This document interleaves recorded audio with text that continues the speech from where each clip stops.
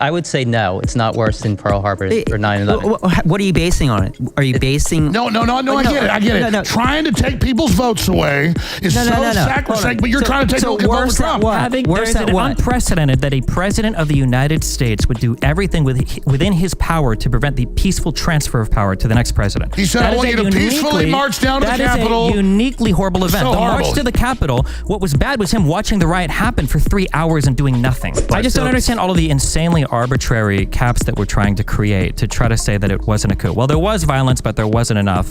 There was a subversion of the democratic process, but it didn't end up working. Like, if the plan would have gone as Donald Trump wanted it to have gone, which is Vice President Pence unilaterally tossing out the Electoral College vote, and if Donald Trump would have retained power past when he was supposed to lose it, what is that if not a coup? What would you call that? I think that if we want to talk about knowing history and understanding history and contextualizing history, I think if we want to run with that argument, then we need to do real journalist work while we do it. It's not enough to say the FBI or the CIA has done this 10, 20 years ago and then blindly assert it every single time it happens to fit whatever political narrative you want to tell. If you want to tell a story, the person telling the story needs to find evidence to support it. Sure, if you want to say the FBI or the CIA or any other domestic agency has been involved in spying on Americans and doing bad things, that's fine. We all know that it's happened. That doesn't mean that you don't have to find evidence in the future of it happening. And so far, there is no evidence of it happening on January 6th. As many times you want to throw around the follow politics before 2016 or whatever, well, we're in 2024 right now. Find some information from today or find some information from January 6th to today. It's not enough to just keep appealing to the past and pretend like that's going to do your homework for you and that somehow you can make all of these accusations without having any real evidence. As far as this claim of like there are novel uses of charges or people don't do charges like this, as was said over here, like most of the sentences have been within sentencing guidelines. A lot of these have been done with a Trump-appointed judge. The idea that these charges are novel or that people don't face prosecution like this, there's some element of truth to that, but this is also a novel situation. We have never had a president in the United States try to resist the peaceful transfer of power like this. This has just never happened before. And you can keep screaming about Hillary Clinton, and you can keep screaming about BLM all you want and talk about the blown up fire stations and the congressional halls. The reality is that none of those situations were like this one. If you want to keep appealing to those and saying those people should have been charged with crimes, we agree they should have been charged with crimes. But to even do the whataboutism, you have to already concede that you are wrong on all of the merits about the current people you're talking about. Every single time we talk about Donald Trump, you go, well, what about when Hillary Clinton or Biden did it? Oh, okay, then you admit that Trump did? Because if you want to admit that Trump is guilty of every single thing that we've been accusing him of, which is what you're doing when you go, what about the other guy? Because it seems like you're just trying to appeal to hypocrisy at that point rather than the fact of the matter, then do that. Say, yeah, Trump did try to cite an insurrection. Yeah, Trump did fail. Yeah, it was a riot. I don't know why you keep saying it mostly peaceful. No, don't ask me this. Let me finish my one point one time.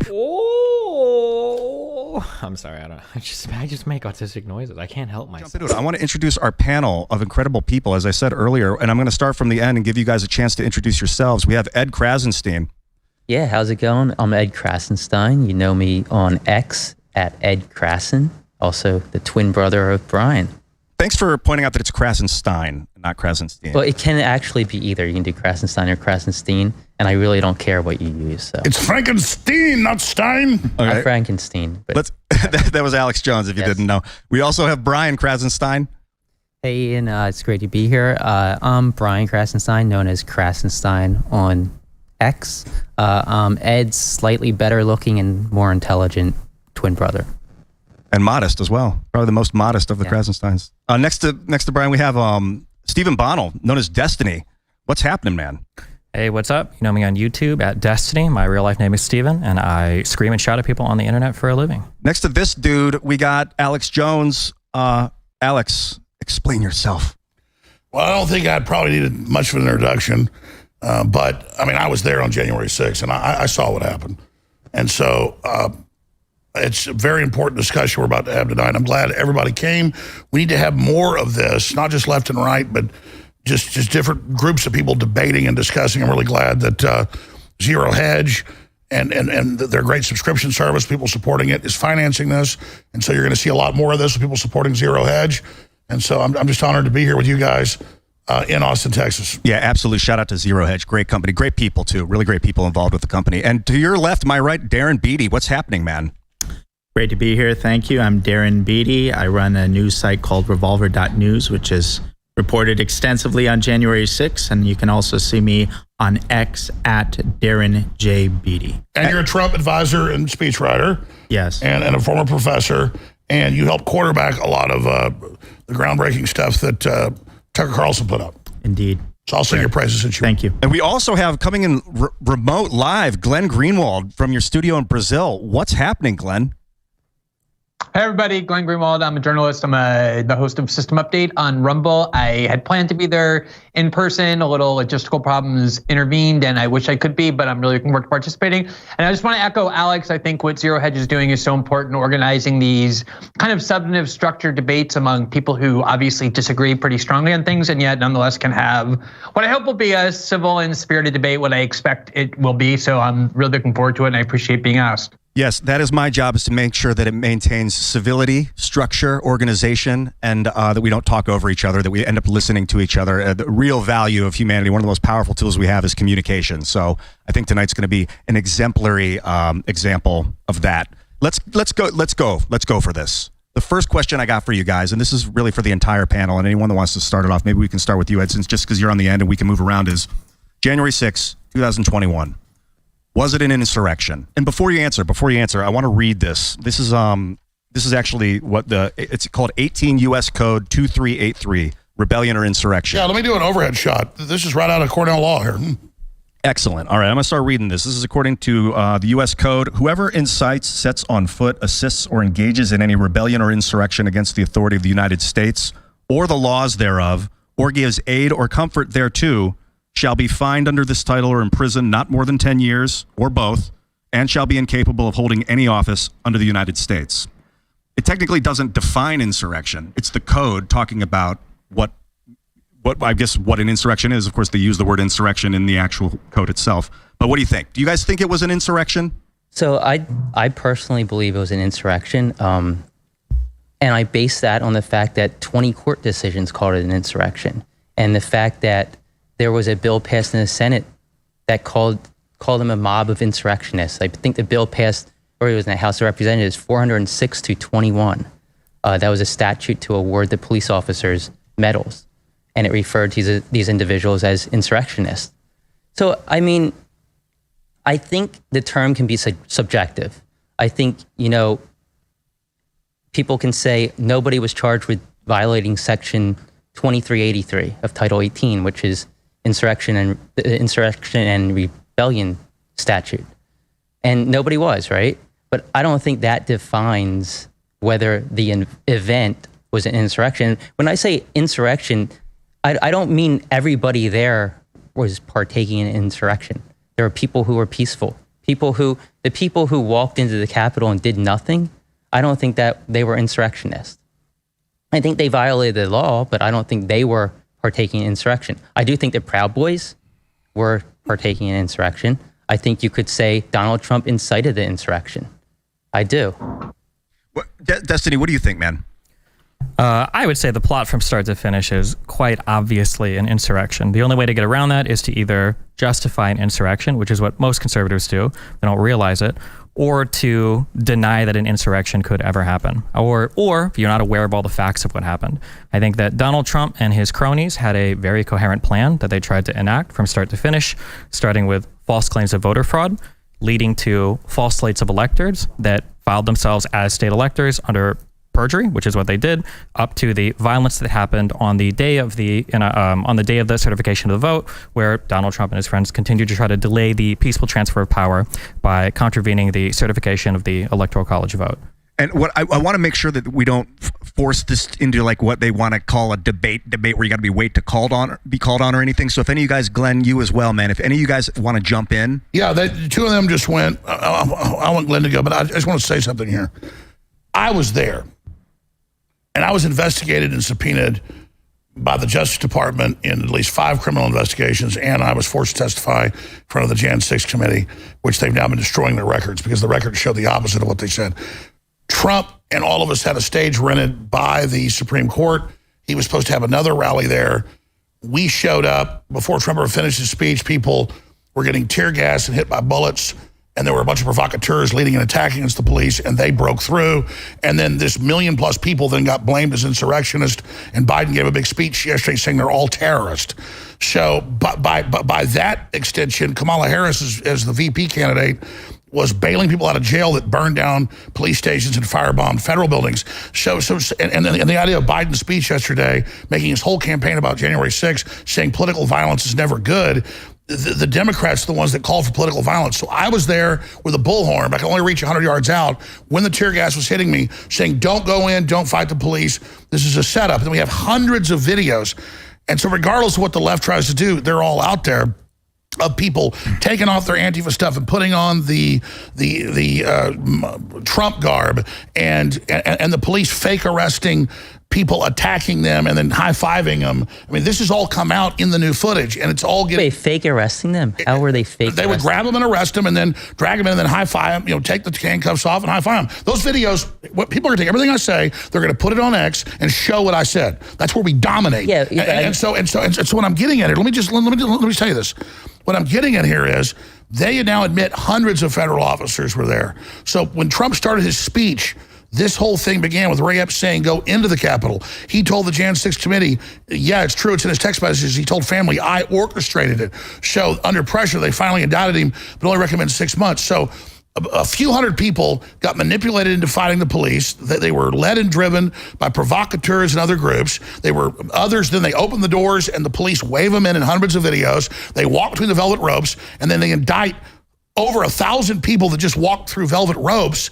And then now we're told in the National Security Directive of President Biden, the #1 threat is the American people. And he had a declaration of war yesterday against all Trump supporters and says, to protect democracy, we're not going to let you vote for Trump. So as Stalin said, I care not who casts the votes, I care who counts them. Well, Biden doesn't care who casts the votes. He cares who's allowed on the ballot. So we've already won. No one's buying this. And when this happened 3 years ago, the Wall Street Journal had to print a retraction, but they said I was there as a coward telling people to attack. Well, no, they wouldn't let me put the video on Twitter where I was saying don't go in. But the truth is it's coming out. And so that's the bottom line here.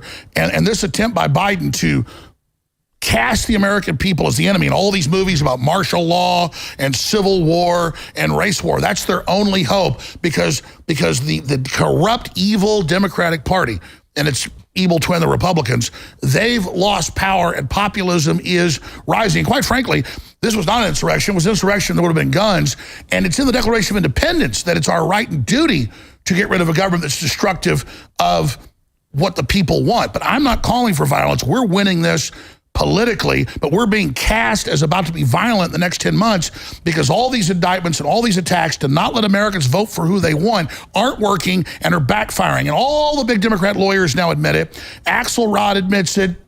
Carville admits it. They all admit this attempt, like we're in Venezuela or something, to take Trump off the ballot when he's never been convicted of insurrection. This is a military tribunal, U.S. code from the Civil War. If a military tribunal found you were guilty of being involved in insurrection, that meant after the war ended. Can I ask you a question? Run for office. Alex, can I ask you a question? Yeah. So do you think the Confederates during the Civil War were partaking in insurrection? I mean, in retrospect, because I wasn't alive then, I think the South got manipulated into that. I thought there was real issues between the North and South. The abolitionists, had a good point, and slavery needed to end. But it was really about the North. So just to be clear, the person that's defending the J6 rioters won't say that the Confederate states were engaged in insurrection. No, that's not what I see. See, here's what happens. Yes or no? Easy question. No, hold on. That's not true. That's what it sounded like you said. Well, you can correct the record. So do you think they were engaged in insurrection? I was trying to talk, and the thing I said was, I think the South was wrong, and then you just said that I support what the South did. No. I didn't say you supported that. I said that you said that they weren't engaged in insurrection. Do you think the Confederate states were engaged in insurrection? Was that because there were rebellions during Reconstruction at the end of the Civil War, and they were saying if you lead an uprising against the Northern occupation of the South, you're precluded from running from office because they were worried about Southerners getting office again, like Jefferson. No, I do not support the Civil War or slavery, and I'm not a, quote, Confederate. Okay, but was it an insurrection? That's not what I said. My question is, was it an insurrection? Yes or no? Yes, if you were, no. The law, yes, I think that it was a civil war, and you could say an insurrection. Okay, so is it insurrection? Did anybody get charged with insurrection rebellion. What I'm saying is, with violating statute. Did anybody you're get not charged? listening. No, I'm asking you. You just said it was insurrection. Did anybody get charged with violating the insurrection and rebellion statute? yes, people did. You have to No, charge because there was no statute there. That's my point. No, if you the don't need tribunal to. found You that don't you did need. it. You don't need to violate that statute in order to be partaking in insurrection, because the Civil War was an insurrection, Okay, well, you and know, nobody got charged with violating you're not that. listening. This No, came- that's this what I'm came at the saying. end of the Civil That's my War. point, Alex. And Reconstruction. You're changing There- the subject because you know it's correct. Even the Democratic Party lawyers on CNN say you have to be convicted under the 14th Amendment of this before you can be. You can't just You don't get because convicted a under the 14th congressional- Amendment. hold You get on. convicted A under hold Section on. It's a lie. 2383 of You hope Title you were dumb. 18. Well, let's slow down a little. Let's slow down a little. A congressional resolution to give awards to Capitol Police is not a conviction of Donald Trump to remove him from the ballot. He's been indicted for saying they stole an election. So now they want to take him off the ballot so be you clear, he can't hasn't vote been for him, indicted which for is that. pure stealing of an election. I think- this is not, he's But- the Yankee. He's not somebody in Georgia. He's not Robert E. Lee. This has nothing to do with I know, it. but Also, as my a quick point, fact check, you- on the 14th Amendment, it doesn't require a conviction under Section Yeah, I 3. got- You I can got it. literally put it on the text on the screen. There's No. it does not say needs to be I convicted. guess we need to define So the nobody- difference. Alex, 1 second. We need to define the difference between the casual term insurrection and the legal definition of insurrection. Yes. Well, there's another thing we need to talk about. So, yes, there's the casual term. There's the etymology of the term insurrection, which simply suggests a rising up. So, by that definition, that could encompass a wide range of things. Black Lives Matter. Wait. So, there's a rising up. Then there's the legal definition, but we have politically weaponized court systems. So that's not even, I think, a proper standard. I think the proper standard is the sweep of a proper historical perspective. Does the event of January 6th compare to the antecedent that we've been discussing, the Civil War? So if the question is Civil War an insurrection? My question is the scope and scale of the event of January 6th comparable to the Civil War? Because Joe Biden has directly made this comparison, which I think is flatly ridiculous.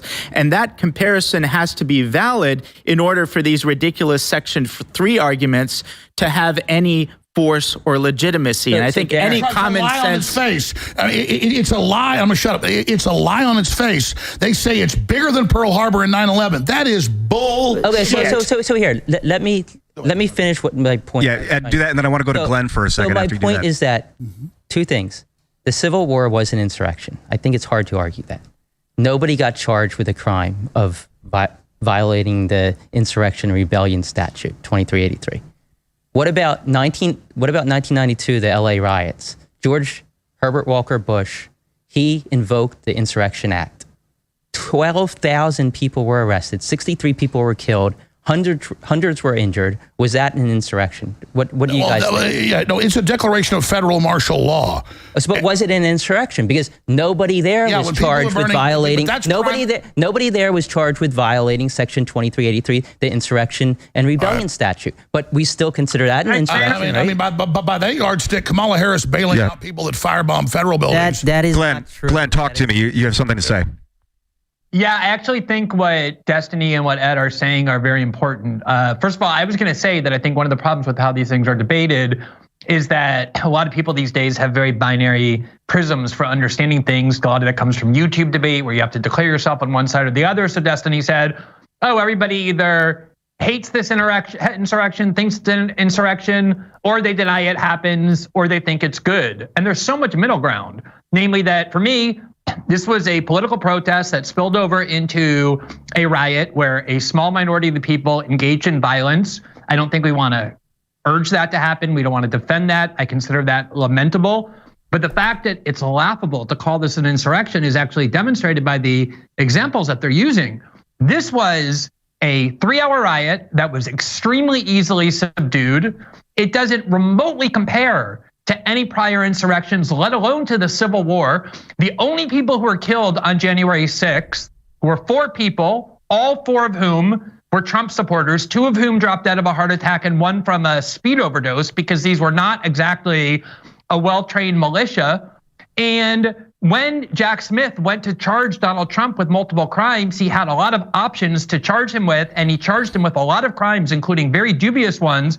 He did not charge him with inciting an insurrection for reasons that I think we ought to ask ourselves why. But the fact that this is such a minor event in history is demonstrated by the fact that the media, who needed this to be a major event, immediately started lying about what happened, saying that Brian Sicknick was murdered when he had his head bashed in through a fight with a fire extinguisher, only to learn that actually he called his mother that night. He was fine. He died the next day of what the coroner said were natural causes, because the media knew that if you can't say that even one person supposedly perpetrating the insurrection killed anybody, pulled out a gun, let alone discharged the weapon, all of which is true, it's a joke to call this an insurrection. At best, it's a riot.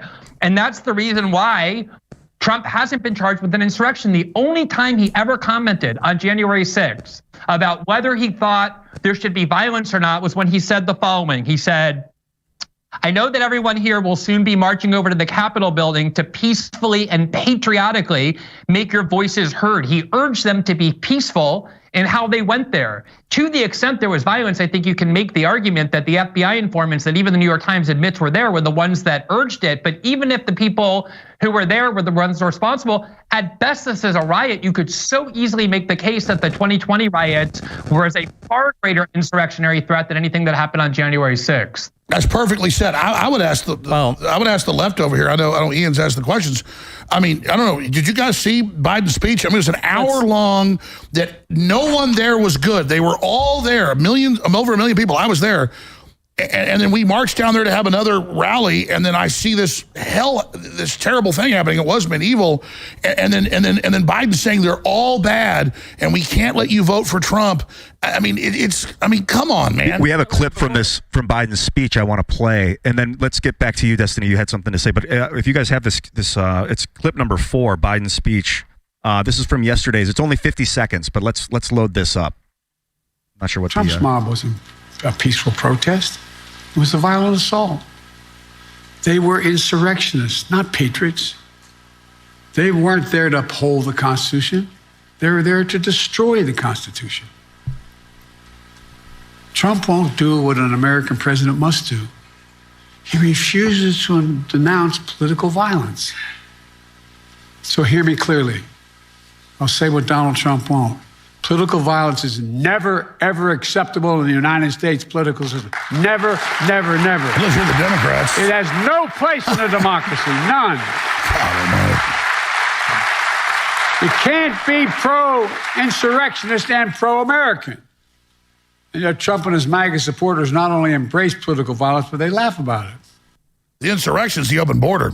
So the insurrection was not just the 3-hour riot that happened at the White House afterwards. I think that's the least charitable reading of everything that happened. And that's not, if you read any of the charges that either Jack Smith or the Georgia RICO case has alleged against Trump, are saying that, in fact, not much of the focus is on the 3-hour riot at all. Not much of that. Hold on, Alex. Let Stephen finish his thought first. So not much of those indictments are actually focusing on the 3-hour riot itself. The unprecedented act that there is no answer for, that Kamala Harris or Joe Biden or Hillary Clinton have not engaged in, is using knowingly false election claims for months to try to pressure state electors to change their vote. And then when they wouldn't do that, beg them to elect different electors. And then when they wouldn't do that, create a plot to create fake electors. And then when Pence wouldn't accept that, try to capitalize on that final 3-hour riot at the Capitol building to also make phone calls and tell people to decertify their vote or to switch their electors. JFK and Obama had alternate electors. JFK. No, they didn't. JFK's No, they story didn't. was completely No, they different. didn't. I can explain that if you want. Yeah, please do. Okay. Right. Yeah. So in 1960. I believe. So in 1960, JFK and Nixon, there was a dispute because there was a recount. I think JFK ended up winning by like 150 votes. At the time, each state decided to certify two sets of electors. Decided to choose two different slates of electors. Depending on how it went. But they were certified by the states. Of a recount. They were in the middle of a recount. Well, Trump tried to get it certified. None was certified yet. Neither state was. What happened with Trump was that Trump tried to get the states to certify a second slate of electors based off of conspiracy theory crap that None of the courts election would was hear stolen. this Hold on. evidence. They did. He took it to No, court. they didn't. They 62 refused to use the cases. courts. That's not 30 true. cases were looked at on merit. So are they They were taking all him shot off the down. ballot now? That's a separate. Well, that's a separate- Take him off the ballot is a they're not separate taking thing. him off. Okay, so- Is the not purest form of election theft is taking someone off the ballot? Alex, let's get back to the 1960 thing really fast. So what happened was that they did a recount, and Kennedy ended up winning by, I think, 150 votes, and they chose the Kennedy electors. They certified the Kennedy electors, and Kennedy ended up winning that state. And that's what Trump said. What Trump did was Trump tried to get the states to certify an alternate slate of electors. They refused because the court said there's no there. And then when that didn't go through, Trump decided to get his own slate of electors above the states that were not certified and tried to use that to force Mike Pence to say that Joe Biden didn't win these electoral votes. I just need to interject really quickly. So if we want to be precise in terms of the scope of the debate, I think it's about January 6th. And so the lead up to it might be relevant to some of the criminal indictments, but it's technically speaking outside the scope of the January 6th discussion. Yeah, but if we're going to bring it into the discussion, I think there's an operative word there, knowingly. And that's operative within the context of the charging documents. But the idea that Trump thought that he lost the election and he was knowingly lying and knowingly engaging. No, he believes, I guarantee it, whether you believe it or not, Trump believes that the election was stolen, and he was using the legal recourses available to him at the advice of his legal advisors. So to be clear, that is not true. Most of his legal advisors said that this idea was crazy. Well, no, but he had legal advisors who were telling him. If you search hard enough, you can find anybody to validate an opinion. But what you've just done is what I opened with, which is saying he thought the election was stolen, therefore he was justified to engage in insurrection. But is it right to take him off the ballot? Since you don't want to debate January 6th, we're not. That's for the Supreme Court to decide. That's for the Supreme Court to decide. I'm asking a question. I'm telling you, that's for the Supreme Court to decide. According to Section 3 of the 14th Amendment, it's why does the United States sanction countries that take people off the ballot? What? That's not even remotely relevant here. Oh, okay, all right. So you know what the United States usually. Wait, here we have independence. If we do want insurrection, you'd know it. It would probably be for things like circumventing the vote, like asking the vice president, for instance, to unilaterally win the election. So that would be something that we might sanction another country for. You can't vote for somebody because they make up a bunch of stuff and he's not found guilty anywhere, but you guys just parrot it over again like two men. If you don't like the Constitution, that's your fault, Alex. If you don't like the Constitution, that's on you. Really? Then why are you saying that Section 3 of Amendment 14 requires a conviction? Alex, why did you say that Section 3 of Amendment 14 requires a conviction? Can we put the text on stream? I would love to do that, actually. Put the text up. And Glenn, because you keep saying all right, guys. It doesn't say that. I don't care what it's based on. They would have to find you guilty. Let's. That's why no one was. Put up Amendment 14. Let's hear from Glenn. We'll slow down. This is a great conversation. Glenn's about to drop some knowledge. I'm dominating. Yeah. You're just talking a lot. Glenn's in remote from Brazil. So Glenn, anytime you have something to say, it's helpful for me if I see a visual cue. Maybe your hand goes up. I can tell you have something you're going to say now. But let us know. Let me just say, what happens is when you gather together to debate a particular question, you're supposed to debate that particular question. The particular question that we were presented with is we're going to debate January 6th and whether it was an insurrection. Now, I don't blame Destiny and Ed for not wanting to debate that, for wanting to debate a whole set of other issues about whether Trump acted improperly, whether he was naughty in the things he did after the election, because there is no argument to make that what happened on January 6th rises to the level of insurrection. And that's why an extremely aggressive prosecutor named Jack Smith decided not to charge Donald Trump with that crime because he knew there was no way that he could possibly bring a conviction against anybody, let alone Donald Trump, who told everybody to be peaceful when going to the Capitol, about whether or not that was actually an insurrection, whether that rose to that level. And even in a colloquial sense, what we've called an insurrection in the past is in a completely different universe. But on the issue of whether there was a real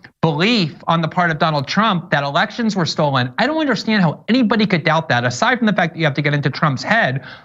In the last 3 elections that Democrats lost, in 2000, 2004, and 2016, a very large number of Democrats believed and asserted that the election was stolen, and was the byproduct of fraud, and the president was, as a result, illegitimate. When I started writing about politics in 2005, the idea that George Bush was the real loser of the election, Al Gore won, was the view of every single liberal and Democrat that I knew. In 2004, there were objections claiming that Karl Rove had interfered in the Ohio vote with the Diebold machines and cheated to make John Kerry lose and George Bush win.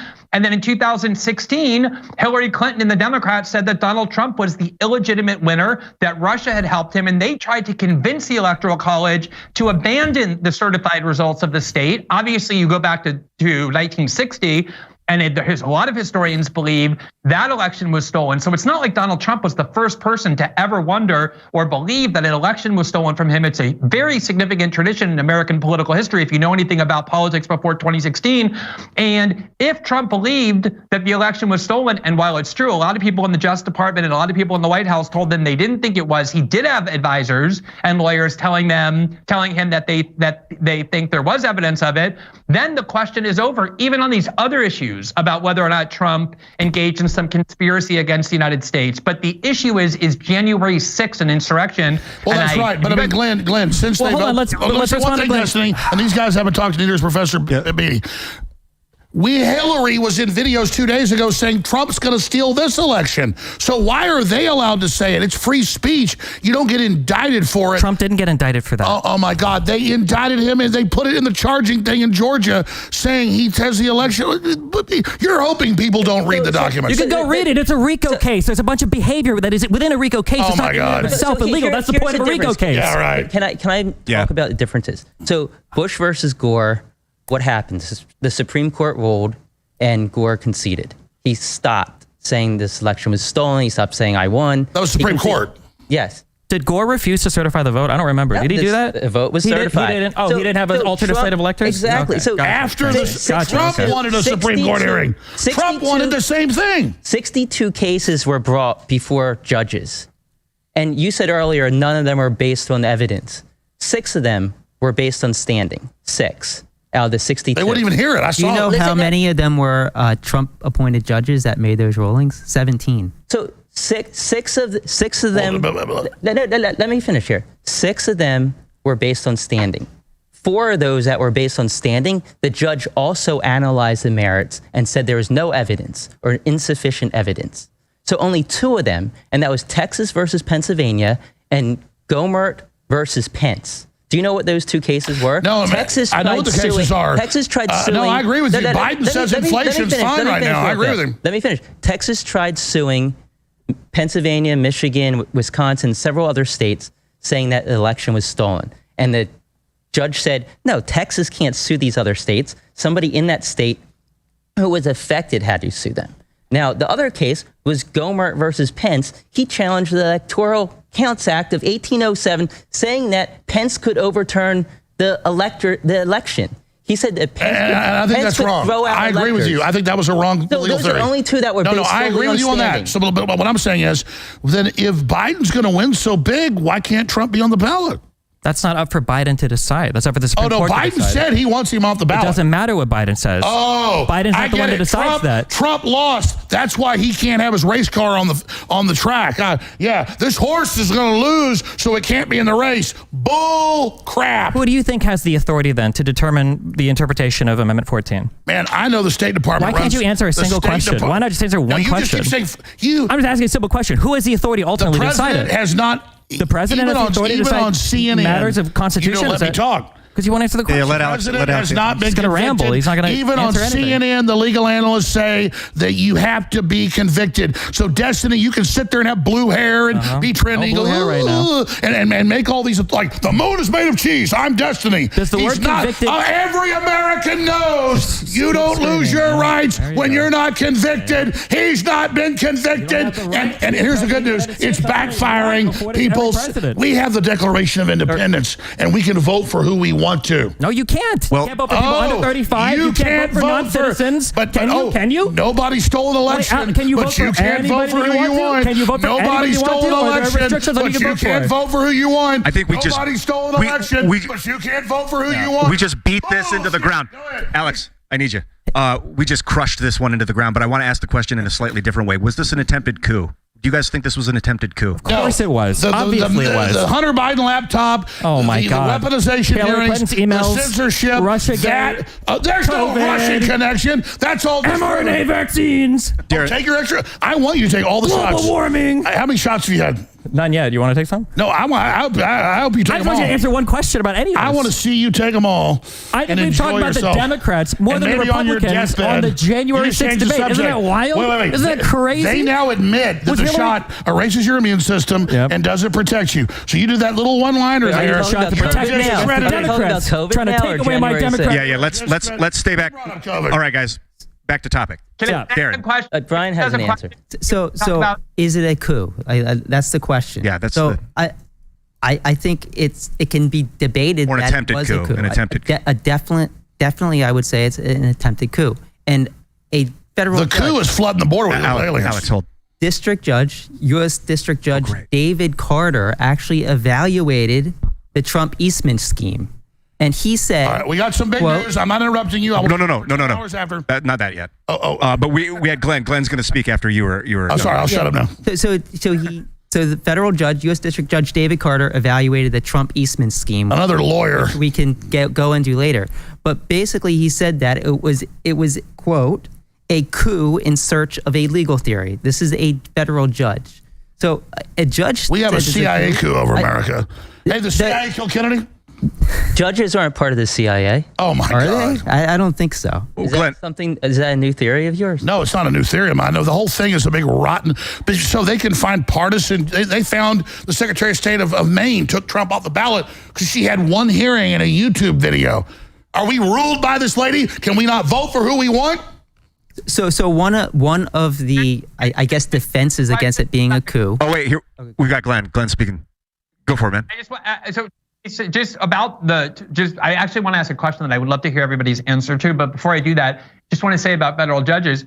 This year, in the last 6 months, 4 different federal judges, a district court judge, and then an appellate court unanimously found that the Biden administration gravely violated the First Amendment. In fact, the greatest assault on free speech, the court said, in decades, maybe the history of the judiciary, by systemically pressuring big tech to censor the internet and purge it of all dissent by threatening big tech companies using the CIA, the FBI, and the CDC with punishment if they didn't censor the internet. Now, you may not agree, but according to your standard, 4 different federal judges concluded that, which is infinitely worse in terms of an abridgment of freedom or an attack on the Constitution than anything that Trump is accused of doing.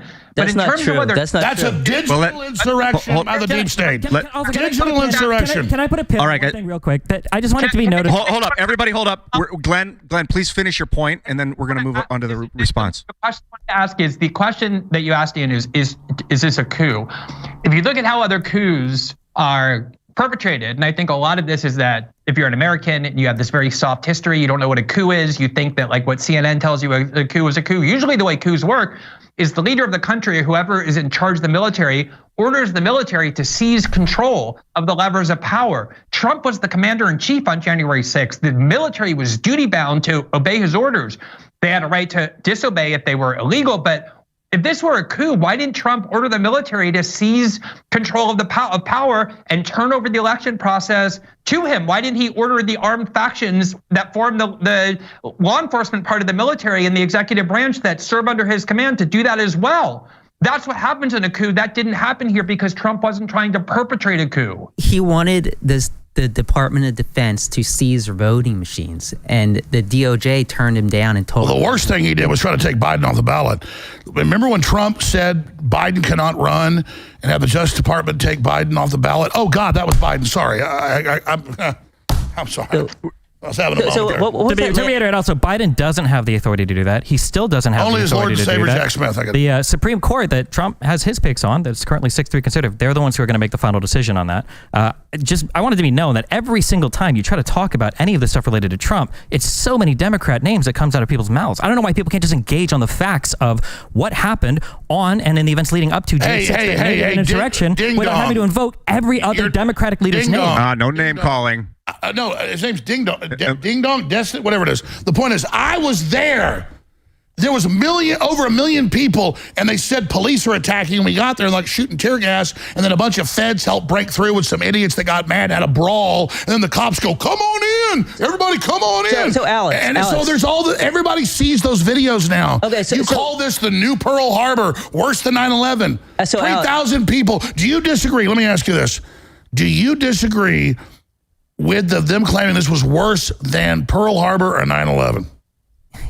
I think it depends how you ask that question. I would say no, it's not worse than Pearl Harbor or 9/11. What are you basing on it? Are you basing? No, I get it. No. Trying to take people's votes away is sacrosanct, but you're trying to take people votes from Trump. There's an unprecedented that a president of the United States would do everything within his power to prevent the peaceful transfer of power to the next president. He said, "I want you to peacefully march down to the Capitol." That is a uniquely horrible event. The horrible. march to the Capitol, what was bad was him watching the riot happen for 3 hours and doing nothing. No, it took him. It was the riot was happening. He spoke for an hour and a half. It started then. Then he got back to the White House, watched it like 30, 40 minutes, and then shot a video.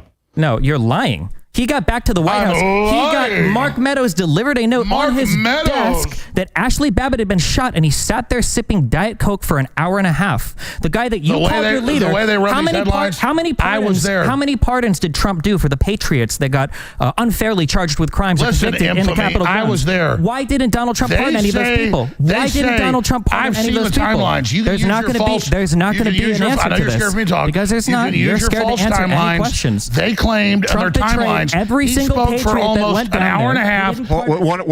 Just keep it one at a time. It's easier. When he first started speaking. So you added an hour and a half on that didn't exist. I was there. So you're there, Alex. So tell me, were there weapons there?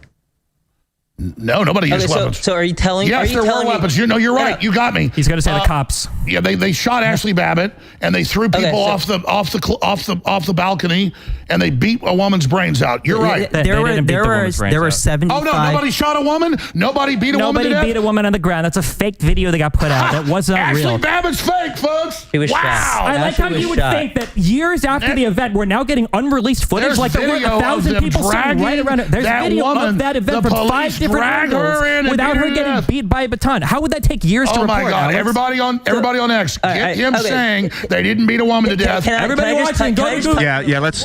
You just screwed yourself. All right. I asked you about weapons. Got your ass. Woo! All right, Alex. Yeah, got his ass now. Once you're done celebrating, Ashley Babbitt, nobody died. Old woman didn't get drugged in by the cops and beat by batons. This is an Eagles-Cowboys game. What is that? No, he wants to do little one-ups and just. So what Trump fans are, it's a sports game to them. The audience only goes off how much emotion there is. I can top you. Alex, I can top you. Buddy. Calm down. Here we go. Okay, so you said the weapons were the Fed shooting Ashley Babbitt. What about how about the the 3 men on the corner of 14th and Independence who had AR-15s? How about? Oh, they use those? They didn't use them, but what about the pipe bomb? I asked you a question. Who's that? Alex, I asked you a question if people had weapons. How about how many weapons were seized? Like, hey, I got a dick. 75 I got a dick. people That means arrested. I'm raping people. 75 of the people arrested within the Capitol building had weapons. Let's. We have a couple of clips. Knives and stuff. The knaves have weapons and disarm them immediately. How about Guy Reffitt? What is he, 3%er or 3%? Does he have nuclear weapons like Biden? So we're going to use them on Russia? He had a handgun on the stairs of the Capitol building. He had a handgun. As he was encouraging people to. That's worse than Pearl Harbor. As he was telling people to go into the Capitol, as he was saying he wants to drag Nancy Pelosi out of the Capitol and hopes her head hits every stair on the way out. Did he say go into the Capitol like Rams? Let me just finish my point before you cut me off. He wanted to drag Nancy Pelosi out and let her head hit every stair on the way out. He said, and a guy pooped on Pelosi. Finish, Alex. So we don't blame the Yeah, let Ed finish this point because we're going to go to Darren really quick. He said on his way to the Capitol building that they're going to take the Capitol and insert their own government. Yeah, so and he had a out of a handgun billion on the people, steps a of few the Capitol lunatics were there, and you call it like Martians invading and blowing the earth up. Like Glen Greenwald said. His intention wasn't an insurrection. Yeah. Are you saying his intention wasn't an insurrection? He's saying he's going to drag Nancy Pelosi out. He's saying, and he wasn't under Trump's command. All right. Trump didn't tell him. Trump said go peacefully. Alex, can I Trump just said finish go and you can peacefully. respond? Yes, you can finish your point, and then we're going to go to Darren. Can we use a mute button or something on Alex? No, I'm not going to be run over. So he was on his way to the Capitol building saying, we're going to take the Capitol and install our own government. He had a handgun. In his Trump, and I'm guilty. Handgun on Alex, let him finish. On the stairs of the Capitol, saying he's going to drag Nancy Pelosi and Mitch McConnell out. But you don't have a problem with that. He didn't use a gun. What do you think, Darren? Because he didn't use a gun because he didn't have the opportunity to shoot Nancy Pelosi or Mike Pence. Did he That's kill him? okay. He didn't have access to them. I didn't say it was okay. Thankfully, the Capitol Police. What about the Q shaman? What about the Q shaman they let in? The Capitol Police. All right, okay. Oh my God, a guy had a gun. We martial law. All the Americans are guilty. You can't vote for Trump now. A guy had a gun. I've been asked by Zero Hedge to moderate this debate, so that's what I'm going to do. Everyone, quiet down. We're going to Darren Beatty. Darren, what's happening? What's the question here? No, you've been hearing all Is this a freaking coup? What do you think about what they've been saying as well? I don't think it's a coup. I think question of an insurrection, you can go to the etymology of rising up. That could be anything. If we keep the proper perspective in mind, it doesn't elevate to anything resembling the Civil War, 9/11, or any of the crazy comparisons. What, one guy with a gun isn't as big as the Civil War? No. They didn't use the gun? Darren, keep going. So there's that. The scope, I think, matters, and that's what we're really getting at when we talk about insurrection. The courts are politically weaponized, so I wouldn't even rest, the legitimacy and the question on the determinations of the courts, which we can see are running away with pretty wild and ridiculous theories. Weaponized court system. So there's that.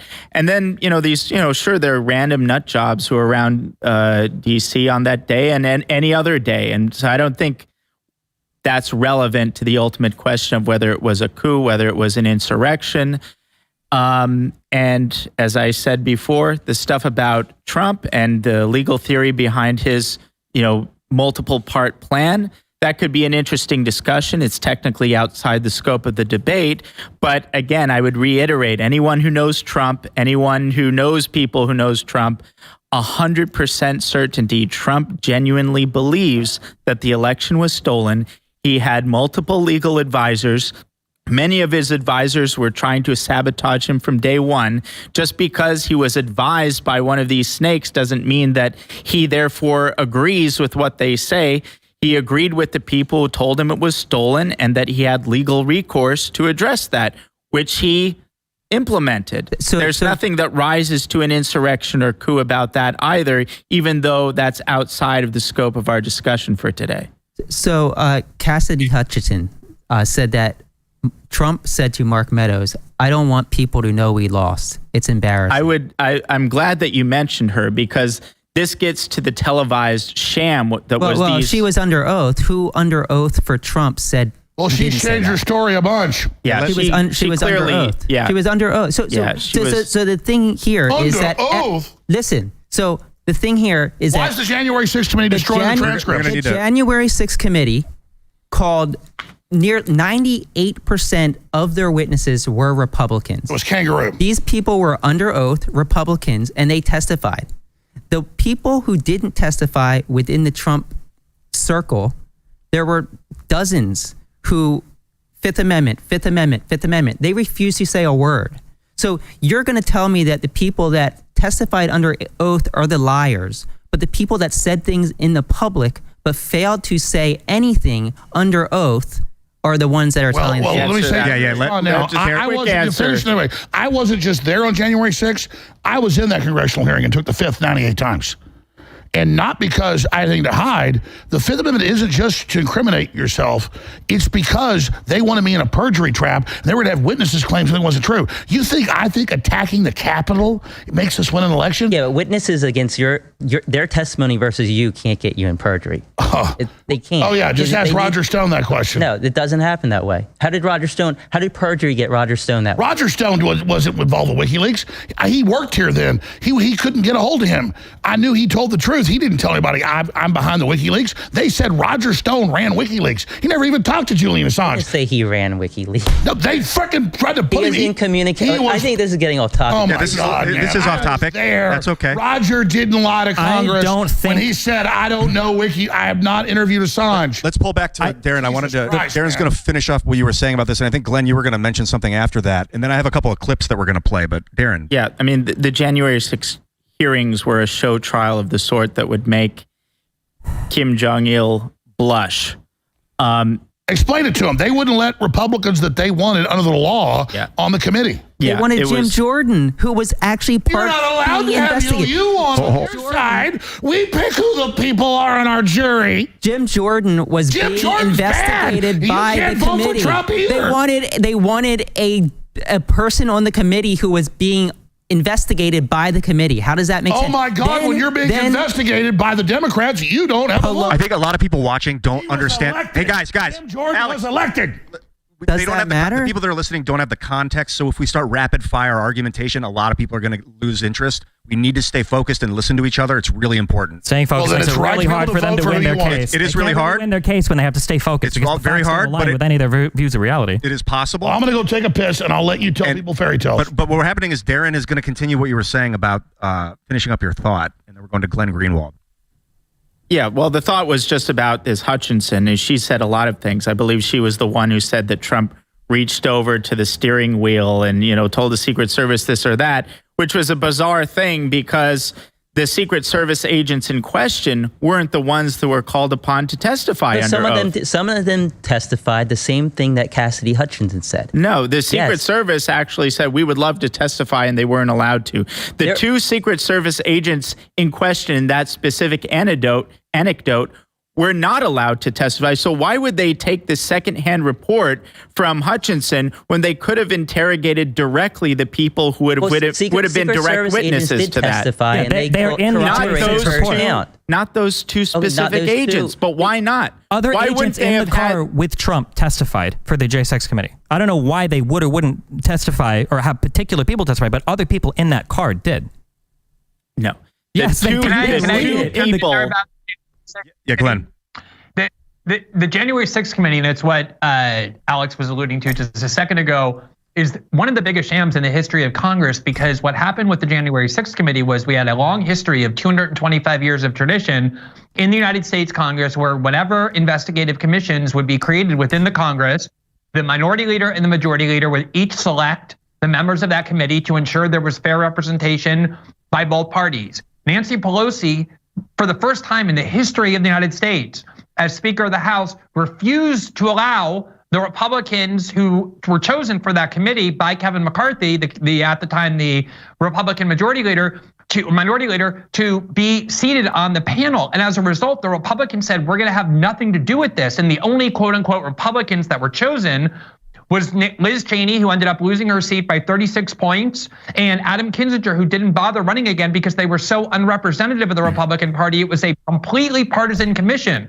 And on top of that, none of the videotapes that were available was made available to the public except for very deceitfully chosen snippets by Adam Schiff and by Liz Cheney. And it was only within the last several months that we saw all of the video footage, and what it showed makes a joke of the idea that this was a coup. You had people peacefully walking into the Capitol, led by many of the police officers who encouraged them to enter peacefully, which they did. The vast majority of people who were there at January 6th aren't even charged with using violence. And that's what makes this whole debate such a preposterous joke. If you look at how coups are carried out in other countries, you could make a much better case that the Black Lives Matter protests of 2020 was an insurrectionary movement. And the reason it matters, Destiny, is because if you're gonna make arguments, there has to be an important test, which is, do you apply the same principles you're claiming to profess and believe in to cases where it undermines your partisan allegiance and your ideology, not only where it helps it. That's one of the key tests for determining the authenticity of your argument. And so if you don't think the 2020 protest movement was an insurrectionary movement against the United States government, there's no way to claim what January 6th was, especially since Trump could have done so much more to cause a coup that he did not do because that wasn't his aim ever. If you want to talk about applying the same standard, would you have been okay in the year 2000 if Gore refused to certify the vote because he didn't like what was happening in Florida? A lot of Democrats did Can want you him to answer do that question? Glenn, answer the question. Yeah, and I would have actually. Yes, a lot of Democrats were angry about that. I'm not asking if a lot of I'm asking you would be okay personally if he refused to certify the vote. I think there were two. You won't answer the question. In 2016, would you have been okay if Biden?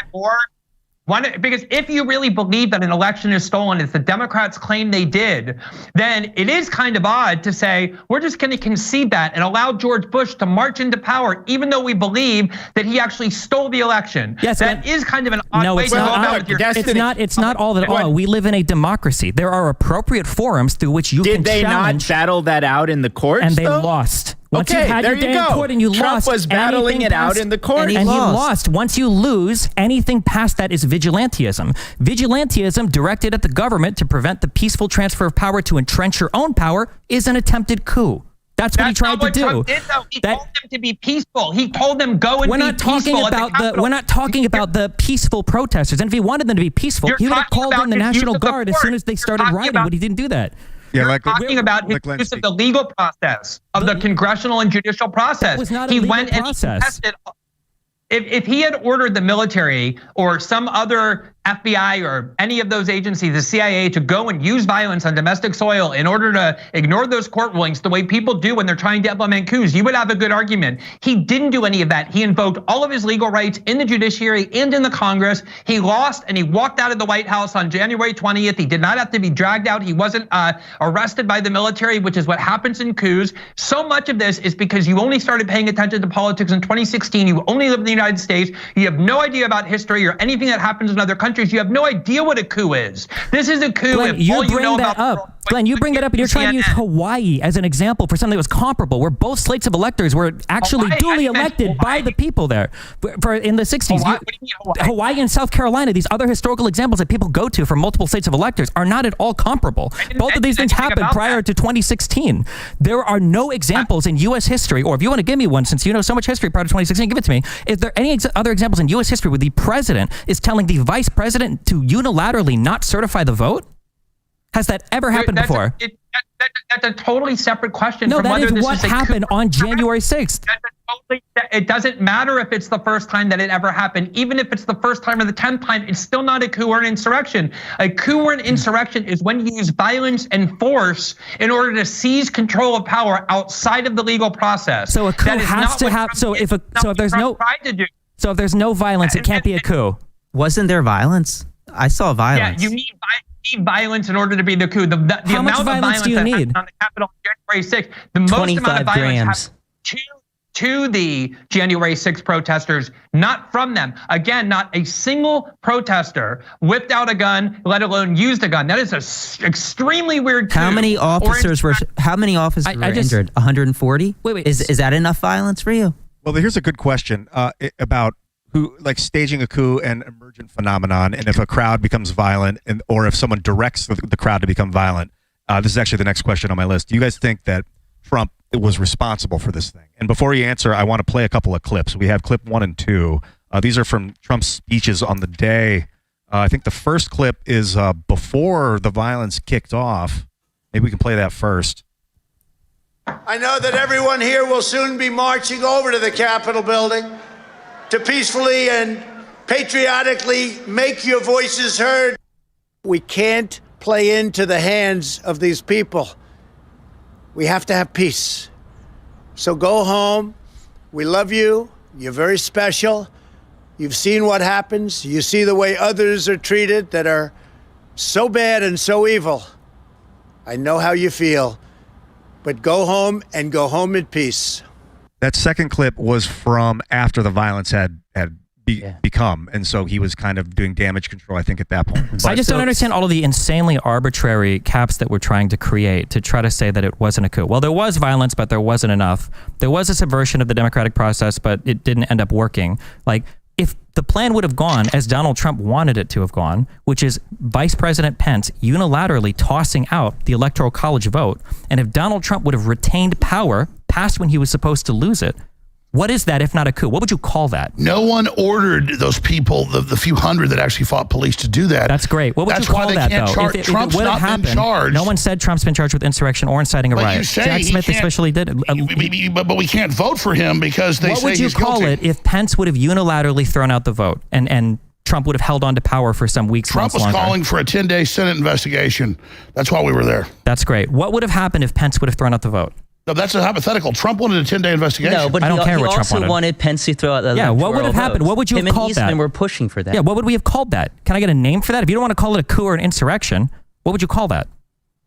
Well, I'd call it taking Trump off the ballot and saying we can't vote for him. I know you won't answer because you probably know he's guilty. That's fine. What about you or Glenn? Guilty. Glenn, what would you call it if the president was able to entrench his power by asking his vice president to throw out the vote unilaterally, which is what he was trying to do? Do you want to deny the facts? Do you want to deny that it's a coup? What part? A coup. I think you're lucky there wasn't a real coup.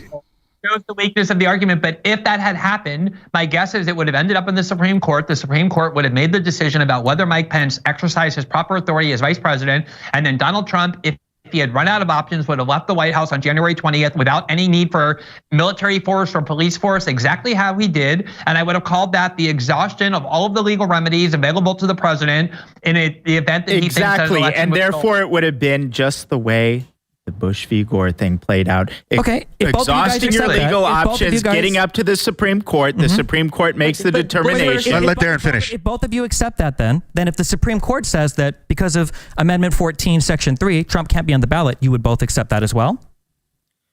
I wouldn't, but I think that would be authoritative. I would think it would be authoritative, but Donald Trump, one man, centralizing power among himself to remain in power, that's not authoritative. What could be? He didn't do that. That's what not he what tried happened. to do. That is what happened. No. Glenn, I know you only read tweets and headlines, Glenn, but believe it or not, that's actually what happened. He wanted a 10-day, that was our goal, was a 10-day Senate investigation into the Constitution. That's not what was happening behind the scenes, though. There's testimony from the lawyers involved. They were wargaming everything. Exactly. His attorney general, everything. the assistant AG, the assistant deputy AG, all of his legal counsel, all of the state senators, all of the congressmen. If I can talk over you, I can be way better than you. That's what you've been doing the whole time. No. You're doing it, and then I dominate you. You can't handle it. Okay. He didn't do that, and he left, is the point. And that's the reality. And now they say we can't vote for him, even though we all know Biden's going to win by 10 million votes. That's why we call it an attempted coup and not an actual successful coup. Alex, do you think that Trump was responsible for this thing on January 6th? 100% not. He'd had hundreds of rallies around the country, 5 or 6 that we were part of in the months before this. And we had the space. Here's the Capitol, right up here by the Supreme Court on the Capitol grounds. We had a stage. And then we get there, and it's bedlam. And so, no, Trump didn't think attacking the Capitol would make him look good. That's why he came out and said that don't do this and go home. Why didn't he call them off immediately if he thought it didn't make him look good? It was happening while he was giving a speech. Wrong. The reason why he didn't call them off is because him, Giuliani, and Eastman were making phone calls to other senators and congressmen asking them to decertify the electoral vote. No. You were there, but you weren't. Do you acknowledge that happened, or do you not acknowledge it? We're talking about the crowd. I don't care about the crowd. I'm saying that as the riot was raging on and he was sitting there sipping his Diet Coke, if this really made him and his followers look bad, why didn't Donald Trump make a video immediately? I'm about to do it because I can talk over you really easy. That's what you've been doing the whole time. No, you're doing it. I look forward to you dodging the question again. Go ahead. You're doing it. You're doing it. No, you. So, you. No, you. You. No, you. Both of you. Keep doing it. It's what he does. He doesn't have facts. Break it up. Trump did, while he was speaking, I was getting text messages, violence in the Capitol, and I left to try to go stop it. And when I got there, he was still speaking.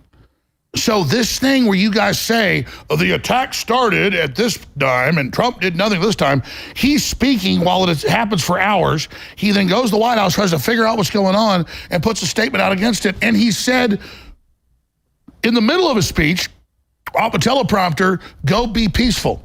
That's what he said. Didn't Trump get back to the was like 1:30? He also said, "Fight like hell." Yeah, if why we didn't don't you fight play like those hell, clips? if we don't fight like hell, we're not going to have a country. What did Rudy Giuliani say? He said, "Let's have trial by combat." Yeah. That's a legal term. Maxine Waters said, go attack Republicans in restaurants, that's grocery stores. So why don't, with her, it wasn't hyperbole. Why don't we ask?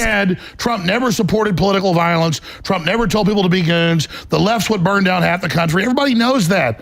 Everybody knows it's Biden's erased the border. Everybody knows all this. You're sitting there claiming this was. Do you agree this was big as Pearl Harbor? What are you comparing it? As big as Pearl Harbor in what way? 3,000 died in Pearl Harbor. People dead? No.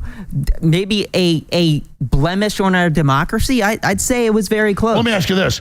If they bring in, which they've done, 10 million illegal aliens the last 3 years, and then that gives them, with the congressional seats in the census, more Democrat seats in the Congress, is that undocumented aliens, undocumented immigrants are not voting. They are counted. No, they are not. They're counted in the census. But they're not voting. They're counted in the census. They're not voting. So then they get more Democrat districts. Can we backtrack really fast? Oh, my God. So let's backtrack. Ladies and gentlemen, they're already stealing elections with the illegals. They get more congressional. January 6th. They get more congressional districts. Yeah, I do want to go back to January 6th? Okay, so you play those clips. Oh, you always want to get off of it because it wasn't an insurrection. I came here to debate and then January 6th, as soon as I bring up the real insurrection, you can't handle it. I'm not here to debate immigration. Yeah, talk to me, Brian. Okay, yeah, so why don't we ask the Oath Keepers, the 3%ers, the Proud Boys, the ones who were actually indicted and convicted of seditious conspiracy, why they did it?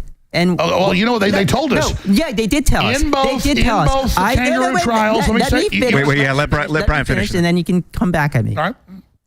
Joe Biggs, he said, I did it because this is where Trump wanted me. He wanted me to do this. Stuart Rhodes, Oath Keepers, same thing. I did it for Trump. Multiple Proud Boys and Oath Keepers, they all said, I was here because of Trump. I went into the Capitol. I took the Capitol because that's what Trump wanted. So was Trump responsible? Ask them. Ask the people that are serving 20 years in prison for seditious conspiracy. I'd like to respond to that now. I know Stuart Rhodes well. I know Joe Biggs well. He used to work here. And they have never said Trump told them to go into the Capitol. They have never said they did it because he asked them to. That is not a true statement. That is a true statement. I have their quotes right here. Joe Biggs shook a fence. Stuart Rhodes said he never told anybody to go in the Capitol and never went in the Capitol. And you just said they said that Trump told them. Multiple Proud Boys said they were in the Capitol because that's what Trump wanted. You're reading a Jack Smith federal filing? Next we'll tell me the cheese. Jack Smith didn't indict the Proud Boys. They have messages between the group. They have the actual I know all about it. Yes, so they have them. So are you saying these are fabricated? No, read me the quotes. Yeah, read those quotes. I mean, I have said, we were here to storm the Capitol. We were here because of Trump. I mean, there's literally dozens of these pretty quotes. Different. And so they say Trump told me to? What's the best quote Nobody you have? Trump said go peacefully. This is a red herring. They're not saying that Donald Trump personally communicated to them to go to the Capitol. What they're saying is the reason why they were there, which I think over 147 convicted people have thus far in their convictions, have said the reason why they were there is because Trump called them to go there, not personally. You know how many of those people cited Ray Epps as the reason why they were in the Capitol? Take a guess. Well, wait a minute. Yeah, Darren. In both Proud Boys and Oath Keepers cases, the Fed said there was no direct conspiracy. No one is talking about that. That's not what I'm talking about. They went on to say it's a new conspiracy where it's not written or said. They just imagine it. Incitement of violence. I want to be clear. What is your contention with this? Give me the quote and then what your contention is in relation to the quote. Like Destiny said, there are 140 convictions where the people convicted said, I was there because of Trump. Trump called us to do this. And when I say called us, I don't mean to call them on the phone and say, for the sake of argument that that's true, what is your conclusion from that? That Trump helped incite this? Well, just because they thought they were helping Trump, that doesn't mean that Trump told them to do that. Let me say that's true. But let's look at the actions. Famous. It's like wait, Alex. It's like saying, Charles Manson presumably thought Helter Skelter was, telling him to kill.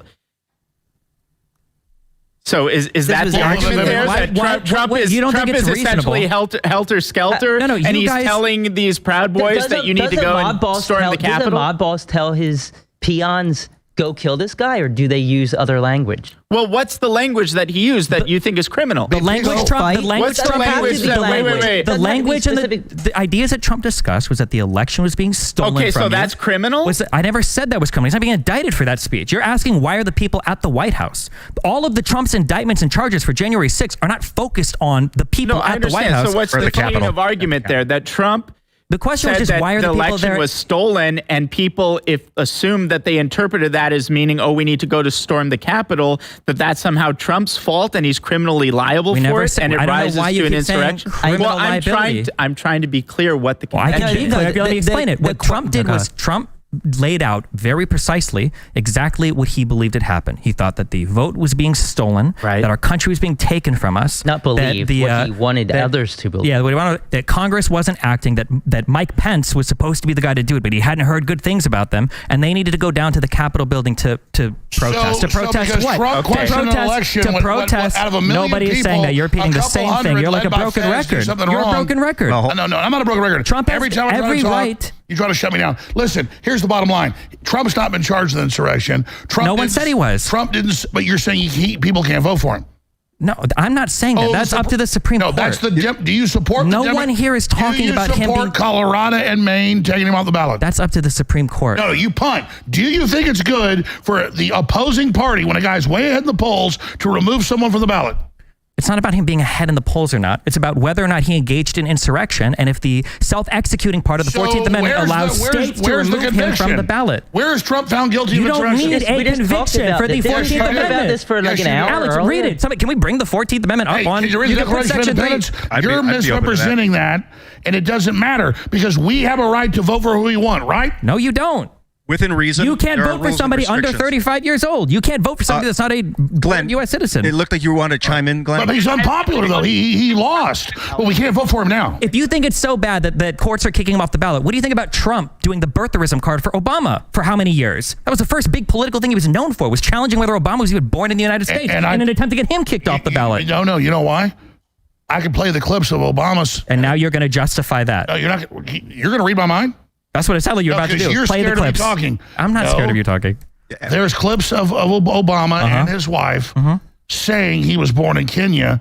I don't believe he was born in Kenya. He was born in Hawaii to the head of the Communist Party there, actually. So and who's in his book and hanging out, Frank. So that's what's going on here. It doesn't matter. If Trump wants to say the moon's made of cheese, we have a right to vote for him. Trump can say whatever he wants. That's not what's getting him removed from the ballots, potentially. Glenn. But he's a loser. You can vote for. You can vote for him if you want. You can vote it. You can vote for him. You can write him in. But the 14th Amendment says he can't hold office if he incited insurrection or gave aid and who found him guilty of insurrection? We talked about the Civil War earlier. Nobody was found guilty of violating insurrection and rebellion statute during the Civil War. I have a question. Nobody. And that was an insurrection. Wait. Ladies and gentlemen, welcome to my house for a moment. Hello. Hi, I'm Ian Crossland, and I'm moderating this awesome debate. Glen Greenwald is about to speak. I want to hear what he has to say. He's been waiting patiently for about 1 minute. Glenn, what's happening?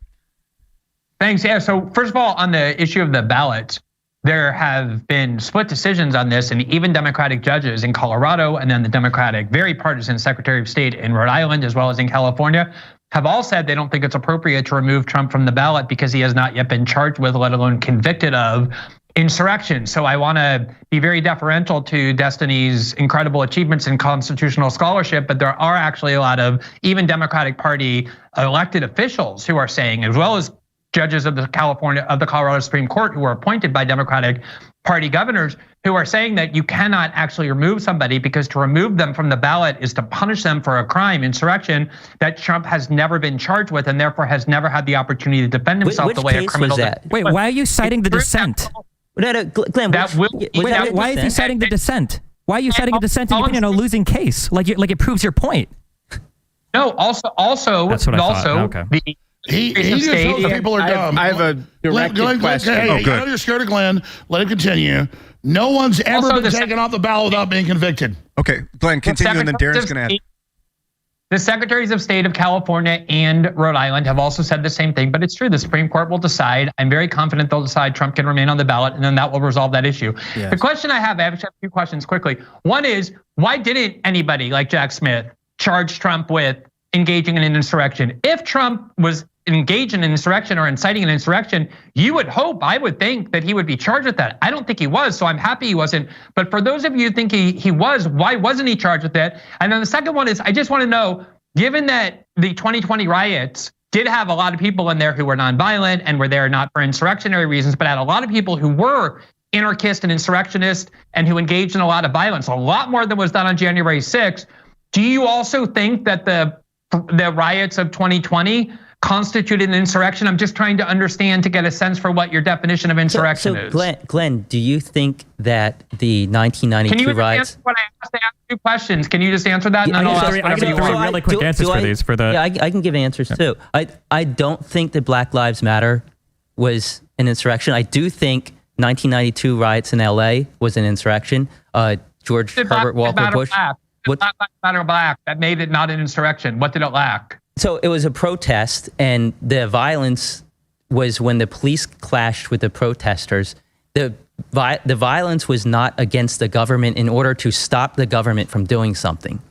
There weren't Antifa and anarchist groups there that explicitly say they were using violence to overthrow the government. That didn't happen. They were firebombing federal courthouses. God, that's not true. They were the bombs on the courthouses. There's nobody. It was at nighttime. There's nobody in there. They were not obstructing anything. The firefighters got to fight it. Arson's a serious crime. They were not there to obstruct an official proceeding of a government. Wait, just burn down a courthouse. That's really quick. I want to ask Glenn. Do you think 1992 was an insurrection? Notice you didn't answer Glenn's question. I just did answer it. Specifically talked about. I just answered it. Yeah, but no. The Democrats. Alex, I did answer it. I specifically answered it. Glenn, please, You answered it. Yeah. But I think the 1982 riots, I recall at the time thinking the Insurrection Act was inappropriately invoked. I'd have to go back and really study the 1992 riots to see the extent of the violence. But I do think that you're asking that indicates why the 2020 riots are way closer to an insurrection than anything happened after the 2020 election. And the reason you're afraid to say that it is an insurrection is purely for ideological and partisan ends, because you that's don't not true. Liberals were engaged in an insurrection. You asked him a question. Let him finish. There's riots every week in America. Or all the Democrats were saying the Black Lives Matter riots were good and bailing them out. You know what? Here's something that I think. Democrats were saying be violent everywhere. They were not. Everybody get the clips. Get him. Take the clip and get him. When we talk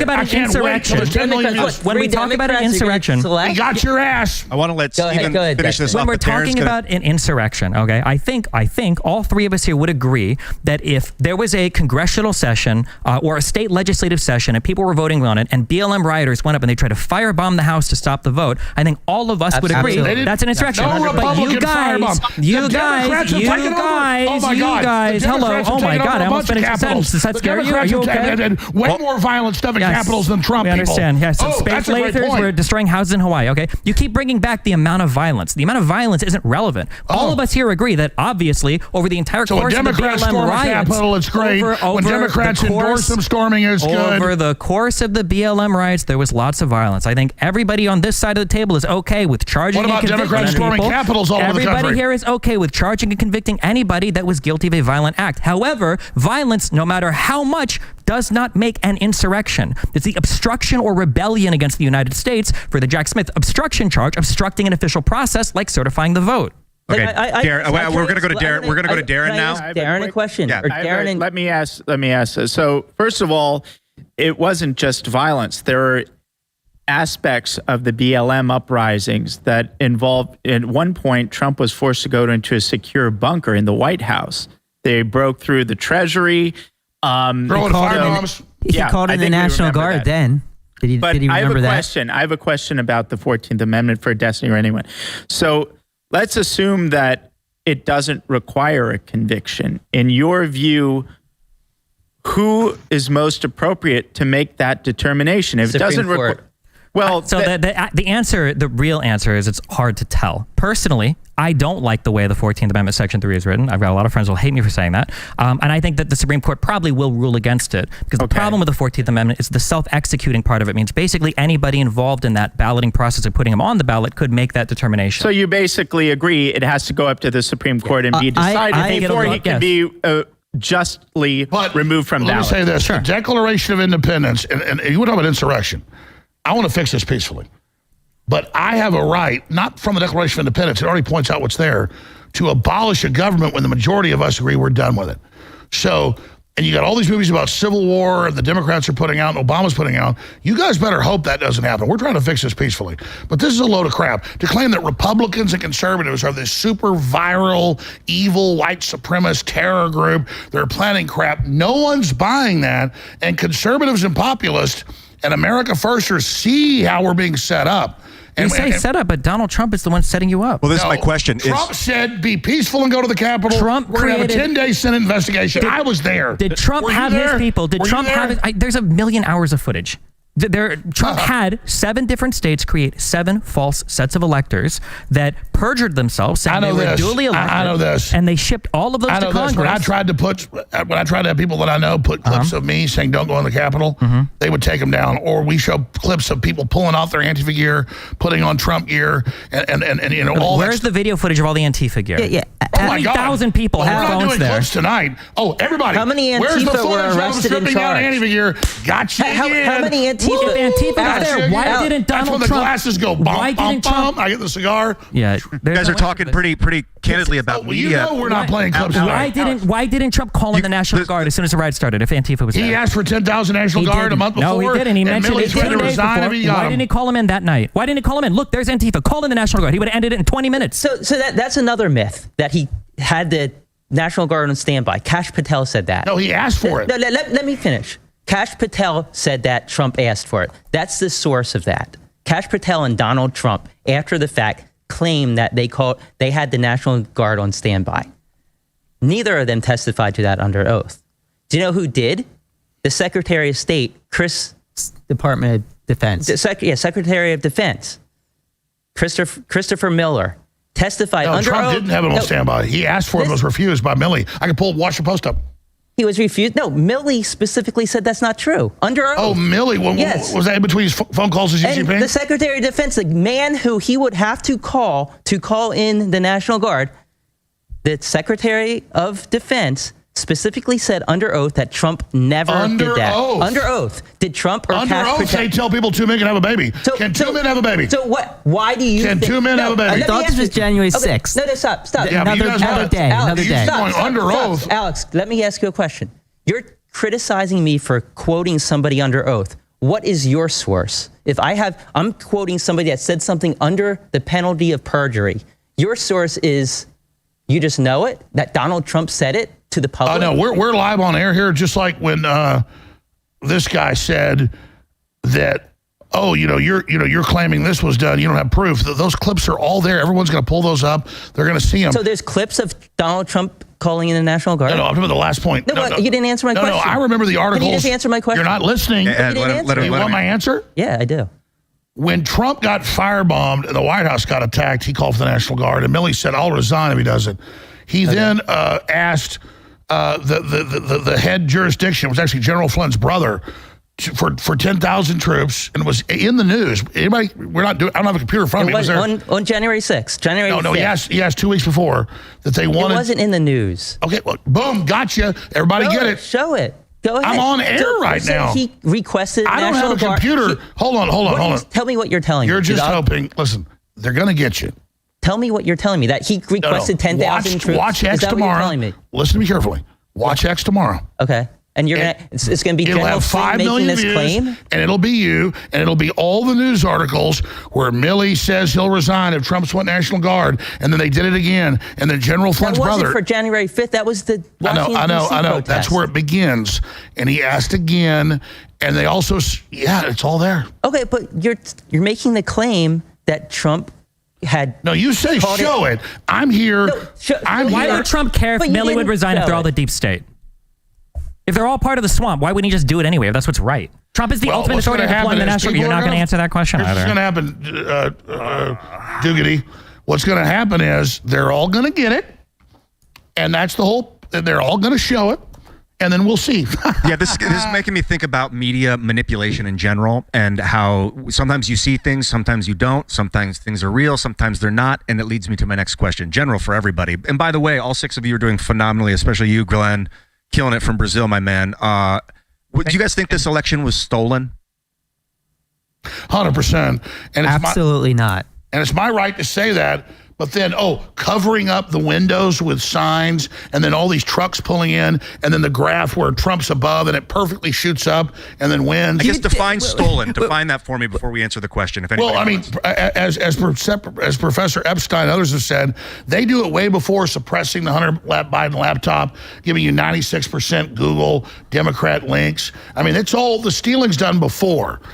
In the algorithm and the censorship and the control. I mean, I remember 5 years ago when I was being deplatformed, they were denying I was being deplatformed and saying there was no censorship. Now we know from the weaponization hearings that all this is going on, and now they're telling us you can't vote for him because he said we won't let you vote for him. I mean, why is it, if the election was being stolen, why did every single person that Donald Trump trusted to investigate come back and say there was no evidence? It wasn't every single, a whole bunch of his lawyers.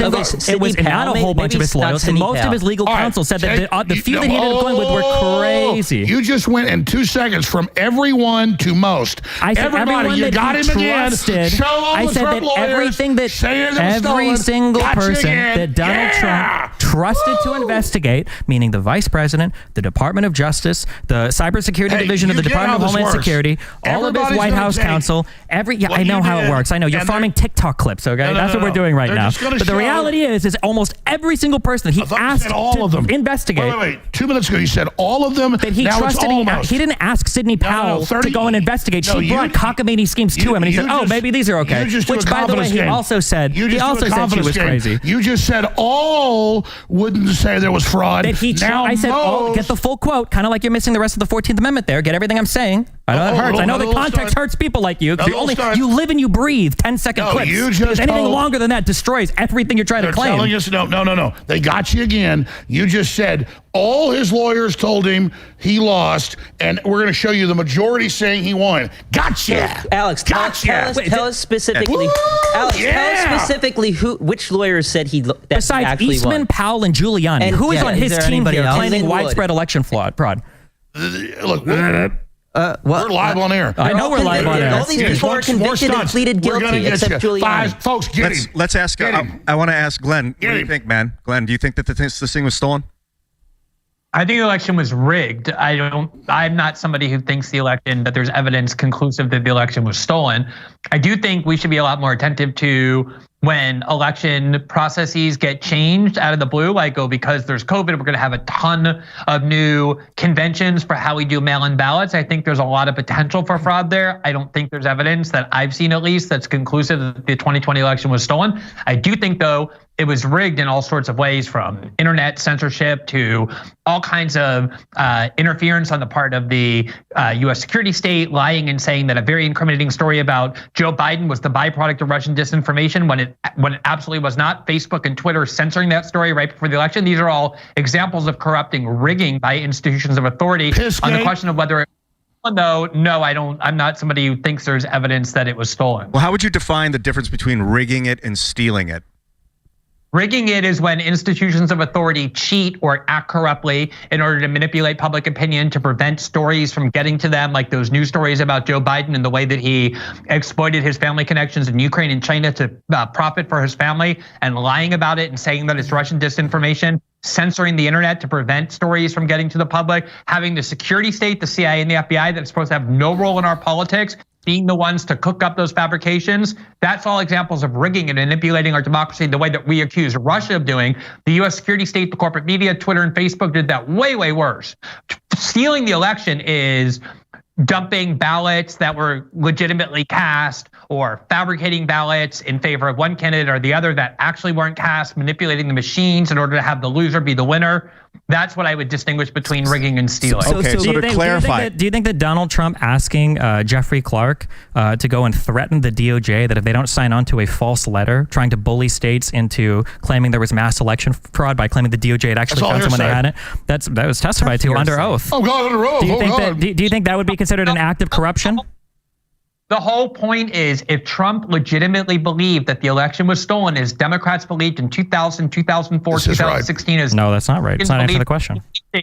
Then I'm answering the question. I just can't do it in 7 seconds. If Trump believed genuinely that the election was stolen, then all of those steps that he undertook to try and present the Congress the way to alleviate the stolen election, to have courts reverse the stolen election, to have Mike Pence exercise what he thought was his constitutional authority, might have been wrongful, but they weren't illegal, and they most definitely weren't a coup. So if he thought that the election was stolen, he was allowed to tell the DOJ that they needed to sign on to a false letter claiming they'd found election fraud. Otherwise, he would replace Rosen with Clark. That was something he was allowed to do. False letter. All this stuff's crap. The DOJ hadn't found anything, so the DOJ attesting that they had found something would indeed be false. That's right. I know. In this world, we need evidence, Alex. I'm sorry. Oh, evidence. Oh, I know. Yeah, evidence from evidence. Yeah.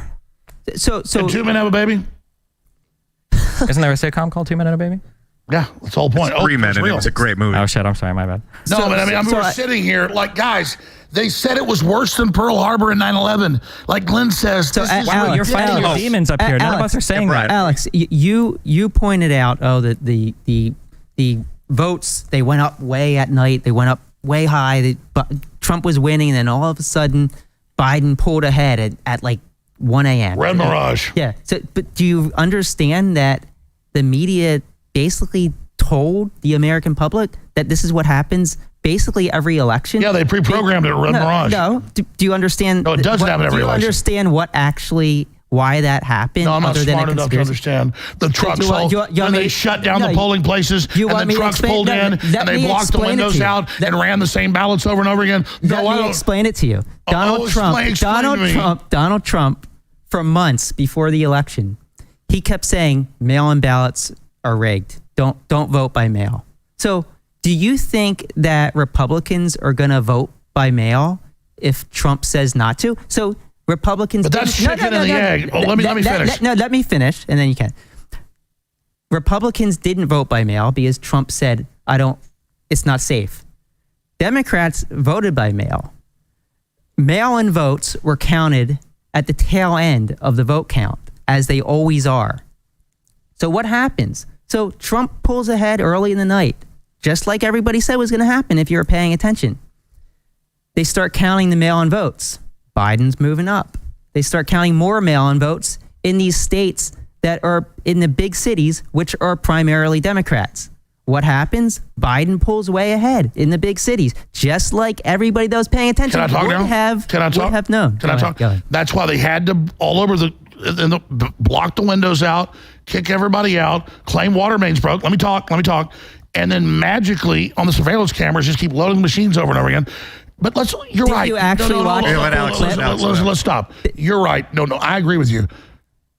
Trump actually lost. So why are you so scared to let him run again? I'm not scared to let him run again. So you support him being on the ballot? I support whatever the Supreme Court says because I think they should define what insurrection is. I think that's fair. I'm not saying I'm on either side. But let's go back to the pulling out votes or tabulating votes multiple times. Did you actually watch more than the 14-second clip that Giuliani put out there where they purportedly pulled out ballots from under the table? Let me ask you a question. No. Why in Michigan and Georgia did they block the windows? No. I mean, why? I don't know why. Ask them. Why did they say a water main broke? They later admitted it didn't. These all went to court. All these were day in court. And let me stop you. Because you guys, hold on, stop. No, all of them went court. Can I say one thing? I'll give you the floor. I'll give you the floor. Let me say one thing. Go ahead. I was found guilty by 2 judges in Texas and Connecticut, and then they had a jury trial on how much damages. Trump, they changed the law, has a judge who said at the beginning of the real estate hearing he's guilty. And then Letitia James said in the video, we've already found him guilty. She was so dumb, she said it. We already found him guilty. He's guilty. And then Trump doesn't get a jury trial in New York. So you're pointing to the judiciary and the corrupt lawyers that have run this country down the ground. Who are you pointing to? Man. Wasn't that because his lawyer didn't check the jury trial? Here's the thing. January, let me say this right now. January 6th, what an insurrection. Also, the videos that you're referring to, the running the votes multiple times. The Democrats the violence. And we're not going to give the Democrats the violence they won in 2024. But let me tell you, you guys keep looking for one. Once you guys start the fight and launch martial law, you're going to actually get the real thing, and then you'll know what it is. Alex, how long have you been calling for martial law? How many decades now? Also, all the examples you're bringing up have literally been... COVID lockdowns were martial law. Oh, my God. And they didn't last forever like you guys crazy. We shut their ass down. No, you didn't shut down anything. We beat their fucking ass. No, the Supreme Court ruled against Biden. Biden won the election and it stopped. Biden won the election and it stopped, so you shut them down? Who's you? Are you part of Biden now? Let me ask you a question. No, why are we getting pulled off the Georgia? Why are we getting pulled off the Georgia stuff? Is Rachel Maddow right? Why are we talking about COVID right now? He brought it up. If Biden is Biden right that you take the shot, you're protected. Is that true? I think what Biden did. I think what Biden did was.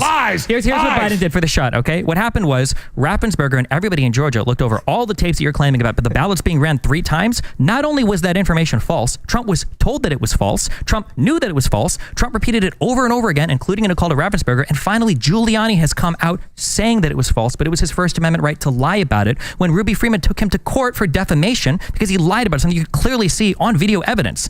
Okay, well, this is a question, Darren. Firstly, do you think, if you want to talk about it, if you think the election was rigged or stolen, but also is it protected speech to question an election and claim that it was stolen? Of course it is. That's a great question. I subscribe to the sort of rigged versus stolen distinction, and I'm more in the rigged category. And I think that's the more meaningful type of interference is the censorship, is all of the other tools that have been deployed in order to rig the election. I think that's more significant and than the sort of more hyperbolic claims regarding hacking the machines and or so forth. The claims that Trump was making, these kinds of things. So then you agree that Trump was wrong when he said it was a stolen election?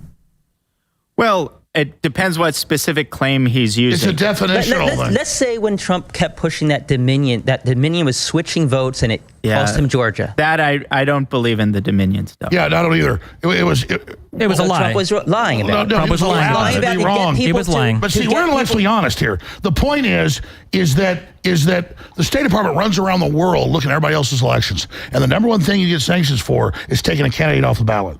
And that's what the Democrats are doing right now, and America sees that. The Democrats are not doing it. That's going to go to the courts. Republicans actually filed the Democrats Supreme Court of Colorado. It's not the Democrats Secretary of State in Maine. You just said the Democrats aren't doing it. Alex, they are in Colorado. doing it. Alex, in Colorado. God damn, that's a lie. In Colorado, who filed the suit? 6 people. How many of them were Democrats? What is this? Democrats? How many were Democrats out of the 6? Doesn't matter. No, how many? I know Liz Cheney's a Republican. How many were Republicans who filed the suit? Cheney's a Republican. 5 of the 6 people that filed the suit in Colorado to get Trump off the ballot were Republican. So stop saying Democrat. Oh yeah, it's not. Democrats don't want Trump off the ballot. Glenn's actually responding. Horseshit. That's not what happened. What happened is the only people who have standing in Colorado to bring a suit are people who can vote in the Republican primaries, which means either Republican voters or independent voters. Although the suit was brought in their name, the lawsuit was spearheaded and was paid for and was organized by a Democratic Party aligned group called Crew that boasted of this and took credit for it. So yes, the suit was brought in the name. Yeah, Glenn. We had some audio feedback, Glenn. If you can hear us, we're going to request we had some buzzing, Glenn. I want to make sure that everything you said is clearly heard. So we're going to fix that and then get back to you. Well, let's go back. Glenn, go ahead and talk again. Let's see. Yeah, try it out. Yeah. Anyway, I don't know how much of that you heard, but what I was saying was that in Colorado, in order to have standing to Hey, Glenn, stay there. We're going to have to reconnect with you. I want to hear this. But I can say what he's saying. He's saying that it was brought by a Democratic institution, but they needed Republicans. Not just a Democrat institution; it's a notorious lawfare outfit. Right, but how many Democratic states said, okay, he can stay on the ballot. So like, don't just say like every Democrat just wants you to throw Trump off the ballot. You're right. The Democrats don't want him off the ballot. If you were to ask me, I would say let the voters decide. Like I honestly, I think other candidates would have a better shot than Trump to beat Biden. I honestly do. Well, who?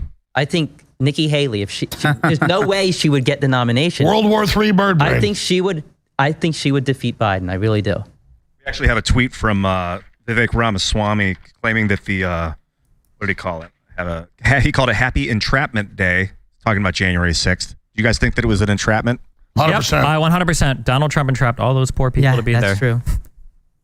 They probably thought he'd bail them out. That's why or that he'd pardon them like he did every other person in his campaign that was convicted of any crime. We want a 10-day investigation. That's why I said be peaceful. Yeah, because Trump was always calling for supporters. He also called for them to fight like hell, and Giuliani said that fight like hell means for our freedom and our vote and our country. Okay, and people can say things that they don't mean in order to... Hey, when you go to a high school football game at a pep rally, and they go, and then the cheerleaders go, fight, fight, fight, fight. Trial by combat, that doesn't mean anything either. That's a legal term.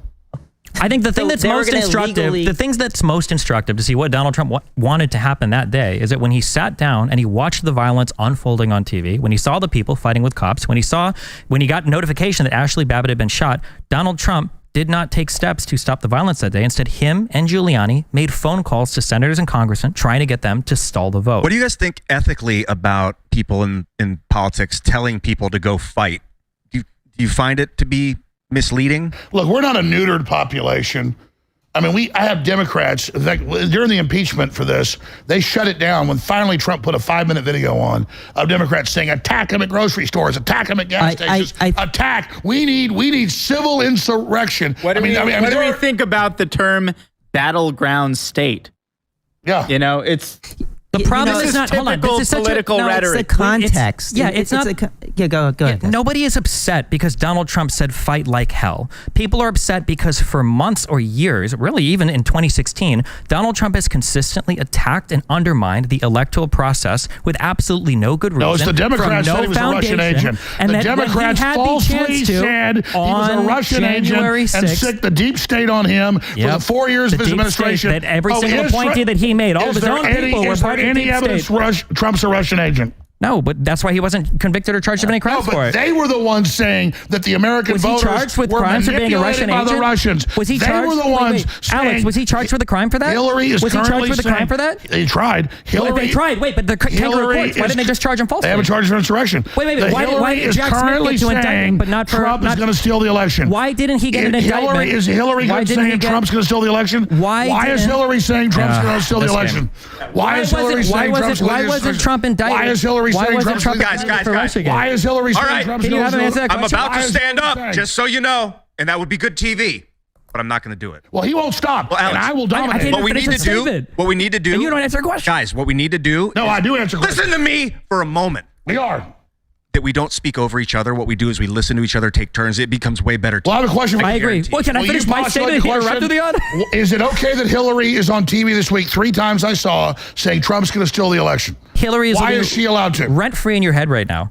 The problem with Trump's speech... Why can Democrats say it, but Republicans can't? You keep trying to change the subject. I'm not changing the subject. Hillary shouldn't be saying that. I agree. Hillary shouldn't be saying that. Who is she? She's a private citizen. But I think you're allowed to say people are going to steal the election, whether you're right or wrong. That's why Trump isn't being charged for it. Trump, you said it yourself. He's not being charged with incitement. He's not being charged with insurrection. On the ballot, though. But that has nothing to do with him saying a particular thing. Did Joe Biden try to get the votes certified for Hillary Clinton? Did Hillary Clinton try to force Joe Biden in 2016 to certify the electoral votes? No, because they knew the landslide was so big. The Biden had a pretty big landslide. Wasn't Biden's landslide? Wait, hold on. What do you mean the landslide was so big? Didn't Hillary win the popular vote? Hillary won the popular vote. And Biden won by more. No, the landslide. The narrative collapsed right before our eyes. So Trump didn't win the 2016 election. What? Trump didn't win. No, which one? Both 2016. He didn't win the popular vote. Well, with Russian help, right? He didn't win the popular vote. No, from the evidence I've seen, he had a huge landslide. They tried to steal it with illegal alien voters, but it's still Trump was so big. We're not all privy to the election that exists in your head. I know. There's the voices no illegal that talk aliens. To you don't give us the same type of information. The rest of us on Earth don't get information. We beam down from the mothership. We got to go by what people in reality say. I'm so sorry. Here we go. People know you're wrong. The states with the illegals are getting more. California just got 6 more congressional Stand up, Ian. Stand up. We need you to come up and rise up. There it is. I'm tied down. There's no invasion. There's no border. You guys think that there was federal involvement here, or if there was, that what the extent of it was on January 6th? I think that there were probably federal agents undercover. Do I think that federal agents committed crimes and led people into the Capitol building? Absolutely not. And there hasn't been any case brought by any of these 700 convicts. None of them brought that up in court. Because they're being prosecuted in the District of Columbia. Because there's no evidence of it. No, I know the lawyers. Absolutely no evidence of it. They won't let them put defenses on. Let me tell you something.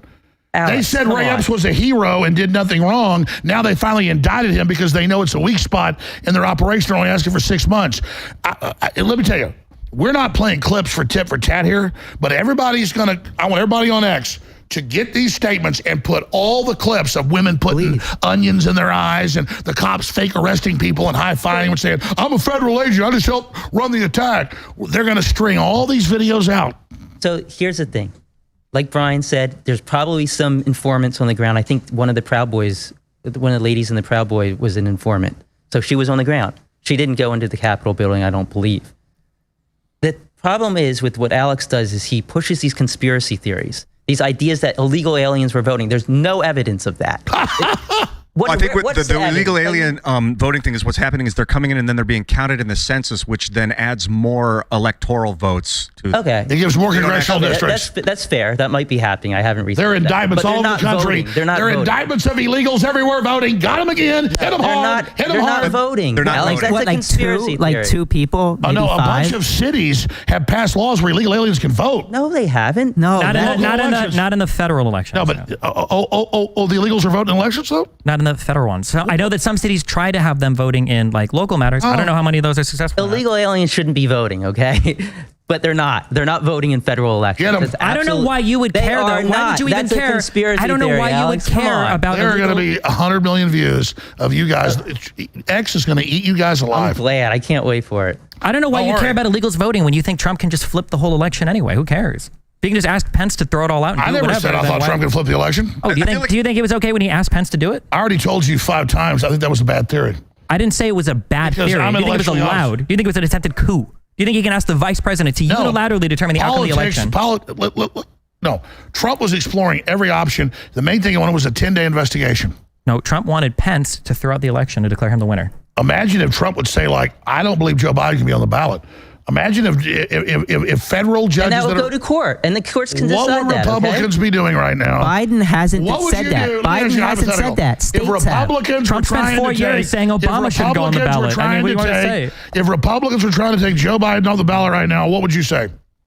Let the Supreme Court decide. Depends on how they're trying to do it. Even this conservative Supreme Court, I'd say let them decide. Let's bring Glen Greenwald. Yeah, we should. But Darren, you've been don't Republicans have an impeachment committee right now? What are you, Darren, what's on your brain right now? Isn't that trying to remove? Looking at you thinking. Well, I can attempt to answer the question about federal involvement because my reporting at Revolver News is largely responsible for changing the national conversation in that direction. And notice they first threatened to sue you. I'm going to leave it a minute. Take a piss. They first threatened to sue you. Now they've indicted Epps. You've been vindicated. Yeah, in fact, I have a video. This is about Ray Epps. You just mentioned, Alex. It's clip number 3, and it's about 25 seconds long. We're going to play this, and then, Darren, I want to hear what you're about to say. Okay. Tomorrow, we need to go into the Capitol. Into the Capitol. What? No! Peacefully. Fed. Tomorrow? I don't even like to say it because I'll be arrested. Well, let's not say it. We need to go. I'll say it. All right. We need to go in. Shut the fuck up, Boomer. To the Capitol.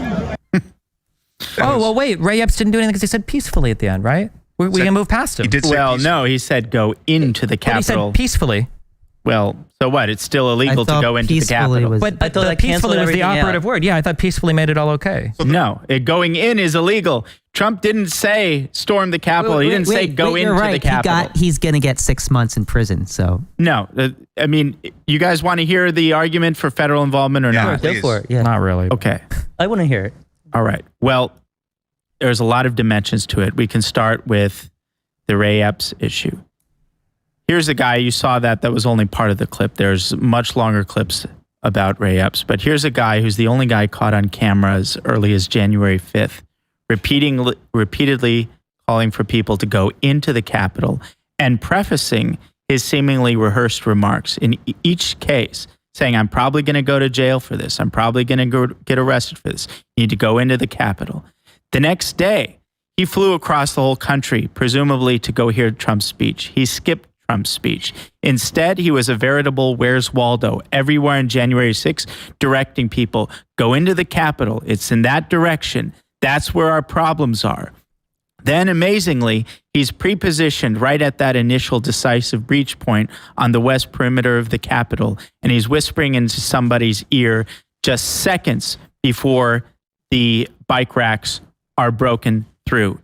He texts his nephew, I orchestrated it. On paper, think about it, he's like a 6'3", former Marine who was wearing camo gear and a Trump hat, and he just happens to have had a leadership position in the Oath Keepers, the most demonized and heavily prosecuted. He used to, right? He doesn't. He didn't anymore. The most demonized and heavily prosecuted militia group associated with January 6th. And the regime doesn't touch him. However, initially, his behavior was considered to be so egregious, he was one of the first 20 people added to the FBI's most wanted list about January 6th.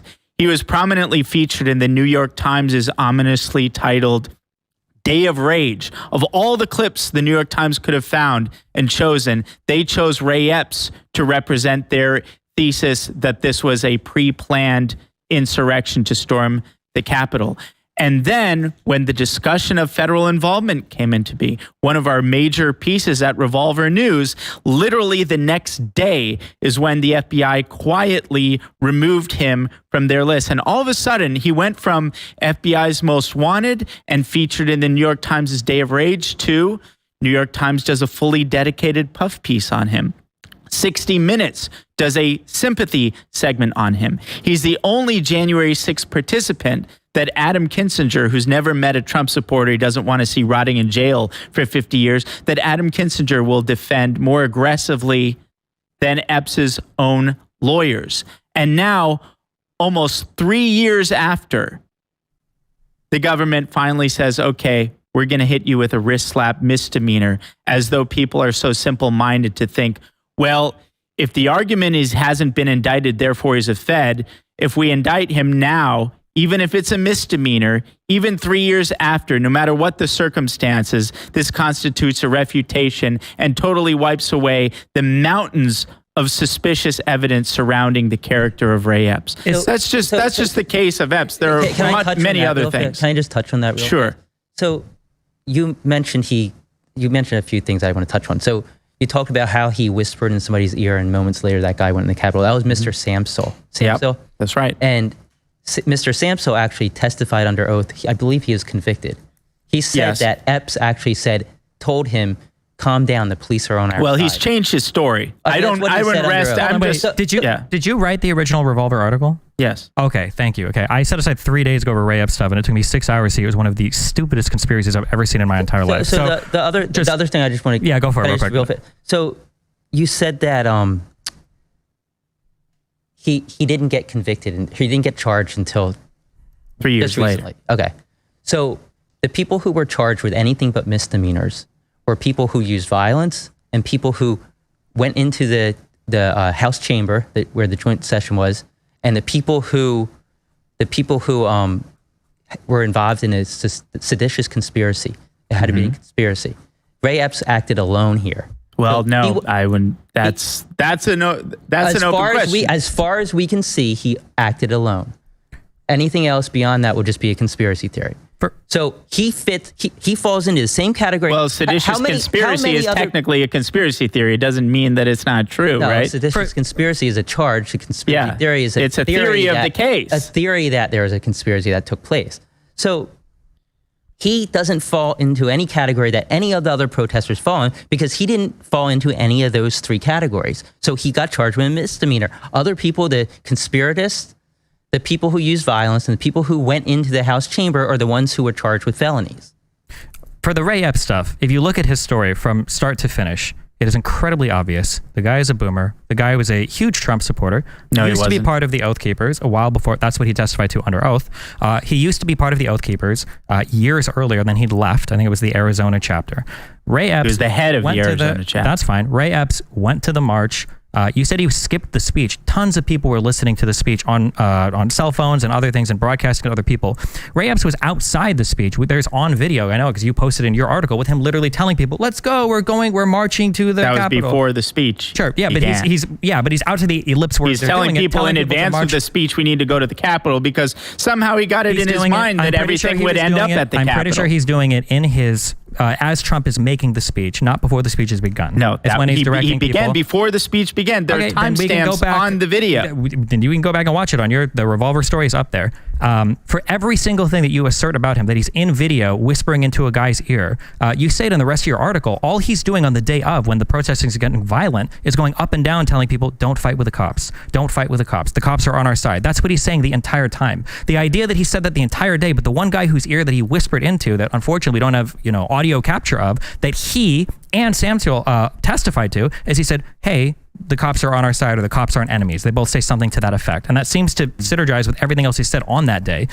You go on to say that guy immediately after was the one that broke down the fence. No, he's not. You can see like 15 people right next to him that are all trying to break down the fence. Yeah, the guy goes in eventually. But if we truly believe that this guy is a federal agent or is working to instigate the riot, we've laid out absolutely nothing supporting that. Just some video footage of another boomer being at the rally. No. That was there. If you want to say that, why was he removed from the FBI list? I mean, why was he removed from the FBI list? Like, all of the information is out there. He said that after his video was identified and people on X started to identify him, and then because all of his online stuff is incredibly easy to find, he started to get phone calls, he started to get harassed, he started to get threats. So he called the FBI as soon as this was brought to his attention, and he told the FBI, "Hey, this was me, and here I am, and this is what's happening." And the FBI took him off the list. No, you want to claim wrong. That there was some Your timeline is wrong. He called the FBI when he saw himself in the videos. Wrong. Yeah, a friend told him about it, and that's what he said. That's what he testified. He called the FBI very shortly after January 6th because of his picture being on the most wanted list. He wasn't taken off the most wanted list until the middle part of 2021. There were multiple months span between him calling the FBI in the first instance and being quietly removed. That's not true. Yes, it is. No, that's not true. Well, I mean, I can tell you why it's not true, okay? Because what you did, because I read your article, is you looked at 2 archived versions of the website and you didn't have a 12-month archive. For some reason, you assumed that the recent snapshot that you took at 2021, you think that was the first time the page has been changed. That was just the first time the page has been archived. I don't think the FBI has made a statement on it, but what Epps testified to was that he either saw a video of himself or a friend saw a video of himself or a friend saw him on the list where people were making videos, and then he called the FBI and he said, "Hey, I need to talk to you, and this is what's going on." If he was a Fed, why would they remove him from the list when everybody's clearly looking at the list? He was like one of the only people removed. Why would senators be defending him so vigilantly? Why wouldn't... That's a great question. Why was he quietly removed right when the question of federal involvement became a major part of the national conversation? And let me just... I don't want to get lost in these weeds. I just want to say something quickly. So you're saying, he said, we need to go into the Capitol peacefully. And you point out correctly that in many instances caught on video, he's engaged in what you could call de-escalation of the crowd, and he's not urging people to violence. That's all correct. I never said he's urging people to violence.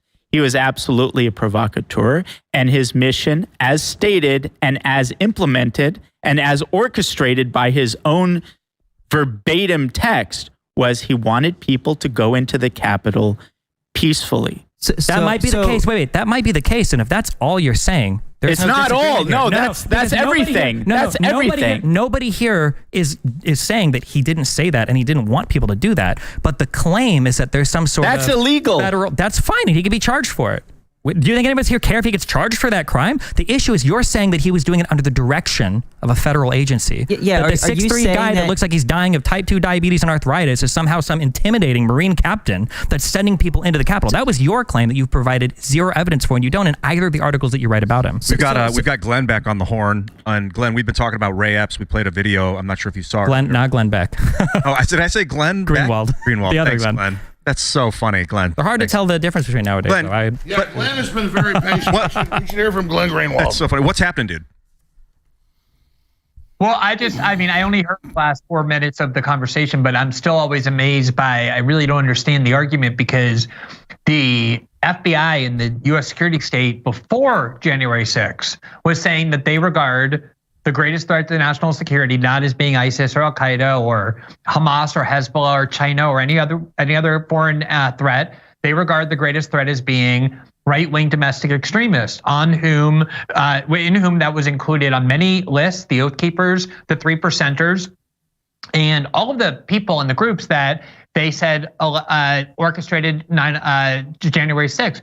Is the argument that you think that the FBI was not monitoring and infiltrating those groups? Because there's actually a ton of evidence that the FBI had their hooks in all three of those groups, and not only had their hooks in them, but on January 6th had informants on the ground who were pretending to be Trump supporters who were talking in real time to the FBI about everything that was happening. So I just want to understand what the claim is. Is the claim that the FBI was not involved in the groups that organized January 6th and didn't have informants with them that day? They weren't instigating. That's your claim.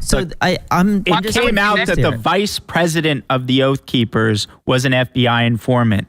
The Proud Boys had at least 3 and as many as 8. And the New York Times itself reported that there were FBI informants in the Proud Boys who were inside the Capitol texting their handlers as the event unfolded. So they recorded the garage. They recorded the garage meeting the day before, and the Fed said to the court nothing was said violent or no planning. Yeah. Brian, you wanted to say something? Yeah, so I'm just confused. So you're saying that Ray Epps was actually a federal agent who was indicted, who pled guilty, and is likely going to get 6 months in prison? Is that your argument? Well, the New York Times protected. Well, wait. So about Epps, so a couple of things there. You don't find it a little bit strange? Wait. I'll get to you. I promise you. I promise you I'll address that. But let's just consider the context. The context in the immediate aftermath of January 6th, by the words of Steve Sherwin, who is in charge of the prosecution, their posture was one of quote unquote shock and awe. They were going after everyone. They were hitting them very hard. Now, again, think about central casting. On paper, Ray Epps, he's the 6'3", former Marine in camouflage gear with a Trump hat, the only guy caught on video as early as the 5th telling people to go into the Capitol, who's there on the 6th directing people to the Capitol, who's right there pre-positioned at that initial breach phase. And this helping ram signs. Exactly. And he happens to be a former head of the Oath Keepers. And you're not telling me it's bizarre? Wait a second. You're not telling me it's at least a little bit bizarre that of all January 6th participants, he's the only one who gets a New York Times puff piece. He's the only one who gets a 60 minutes sympathy segment. He's the only one that Adam Kinzinger will defend. So are you saying that New York Times is now working with the feds, working with Ray Epps? 100%. Yes. No, as a matter of fact, the question yes. is, why do you think? Why do you think they all wrote those articles? Why did they say there were WMDs in Iraq? Because they're told to. So going back. Why did they write those articles? Why don't you say that part? Why did they write those articles? I want to address your question directly. You're saying if he were an asset, and by the way, I'm not definitive in the sense that, I don't think he was working directly for the FBI. I don't even know if he was directly working for the federal government. He was an asset. He was acting on behalf of a third party. He was not an authentic actor on that day. I will say with a great deal of confidence. But wait a second. You mentioned victory. Let me say one thing. I've been gone for 10 minutes. It's a victory. They went from saying he's an angel, CNN, MSNBC, New York Times. He's perfectly now. Because of pressure, they've been forced to indict him. Alex, quick thing on that. The criminal complaint acknowledges that he engaged in quote unquote felonious behavior. But among the mitigating factors that they cite is, this poor guy was a victim of all these conspiracy theories, which is pretty well, remarkable. He was, though. He But was. I want to address. They didn't do that for any of the other people. Why don't you answer? Why were Glen people? Greenwald's barely talked to. Why were people writing? I just want to get my point in. I want to just quickly answer the question about your question. Basically, if he was an asset, why did they go after their own asset? Why would they indict their own asset? That happens all the time. In fact, that's almost the norm. That ultimately, when the assets, when they have undercover people, they'll indict them just as a cover. When the assets become liabilities, they indict them. In fact, we don't have to go too far into the past to get a case of that.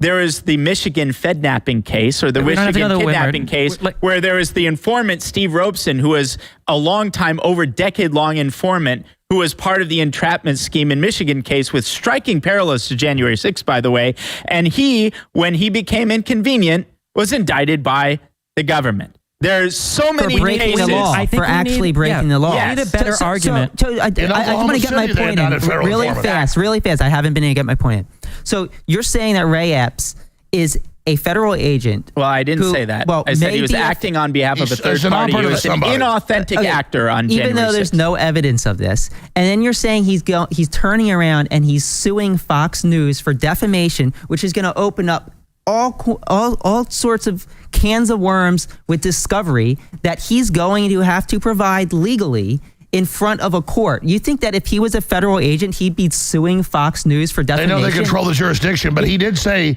in a text message that day during it, I orchestrated the attack. You think he's going to sue for defamation? He's going to sue for defamation. He was bragging to his nephew that asked him if he was there. And he said, I orchestrated it. He said, I orchestrated it. To his nephew. To his nephew. Well, it's a nephew. Why would a federal agent text such incriminating evidence to his nephew? Why wasn't he indicted before? We made him the centerpiece. They had congressional hearings. He was all over the news. They were forced to do it thanks to Tucker Carlson and Professor Darren Beatty's work. Wait. Why do you trust Tucker Carlson when he said he lied to you? Tucker Carlson said Sidney Powell was crazy. Tucker Carlson left Fox News because he didn't believe the election fraud claims, that he was being forced to push on TV because of Trump. Why would you trust Tucker Carlson of all people? Tucker early on thought it was wrong. Now he says he was wrong about that. Now he says he thinks the election was crazy. So when let me answer your question about the discovery. When his lawsuit goes away, the answers change. Listen, whether you're right or wrong, you have a right to question the elections. The Democrats do all the time. And no one wants to take that right from you. Brian, you were saying? Yes. Can I say something here? Because I think Glen Greenwald. Glenn, go ahead. The whole context for this conversation is, again, I mean, you just keep going back to it because it's so easy to see. People have this idea of the FBI, like, oh, they don't do this sort of thing. Earlier, I think it was Ed who said, wait, why would the New York Times run a puff piece? Do you think they're working with the FBI? Like, that idea to him is so foreign. I didn't say that. It was me. No idea what the history of the FBI is in this country. They have no idea that the FBI throughout the entire war on terror did this over and over. They would target and entrap all sorts of vulnerable Muslims to engage in plots that the FBI created in order to create a narrative that the FBI was needed because there was a much bigger threat of Islamic terrorism than there actually was. The FBI has been infiltrating and then using provocateurs to encourage groups to commit crimes so that the FBI can gain more power, can spread this narrative. You have to be incredibly naive or only paying attention to the news since 2016 and thinking Donald Trump is the only issue, not to understand that this is what the FBI has been doing for decades. And so to have this like naive attitude, like, oh, is the New York Times working with the FBI? That is what the media in this country has been doing. But you have no evidence of it. You're making it. You're just making theories up. By the way, if I can just add a nice little colorful detail there, the author of the Ray Epps puff piece that asked none of the questions that would get to the core of his involvement there. It's a total puff piece. You can read it yourself. The author of that, his previous work includes the CIA authorized account of the Sinaloa cartel. Yeah, so the idea of the New York Times, say something. The idea of the New York Times is doing cleanup work for the deep states is insane. What Glen Greenwald was saying is key. I remember the New York Times headline. They can pull it up in there. We're not showing videos or clips. It would be too much here. I remember the New York Times headline like 15 years ago, 97% of Islamic terror plots were hatched and run by the FBI. That was the headline. We're getting so far including away from the first point, World Trade Center bombing, by the way, which is... Alex, just one really quick thing. You said Ray Epps was one of the last to be charged. he isn't the last to be charged. There's 1,200 people that have been charged. 1,250, I believe. Who said he's the last to be charged? Alex said they waited 3 years. Yeah, they waited 3 years. That's do you realize that they're still indicting people and they expect that they're probably going to... They had puff pieces. He was on ABC. Let me finish my point, Alex. Oh, my God. So go ahead. Do you realize that they're still indicting people? There's likely going to be hundreds of people still indicted. Ray Epps didn't get any less a sentence than anybody else that did anything like him. Well, first of all, they could have hit him with far more serious charges than they did. He addressed me. What would the charge be? Let me respond. That's an interesting what charge do you recommend? What charge would have been a fair charge? May I respond to what you said? Yeah, let Alex respond, and then I want to hear Darren's response. My God. The man is like a chicken with his head cut off for 3 days, including the day of the event, running around saying, go in the Capitol. He's ramming signs into people. He testifies, I orchestrated this attack.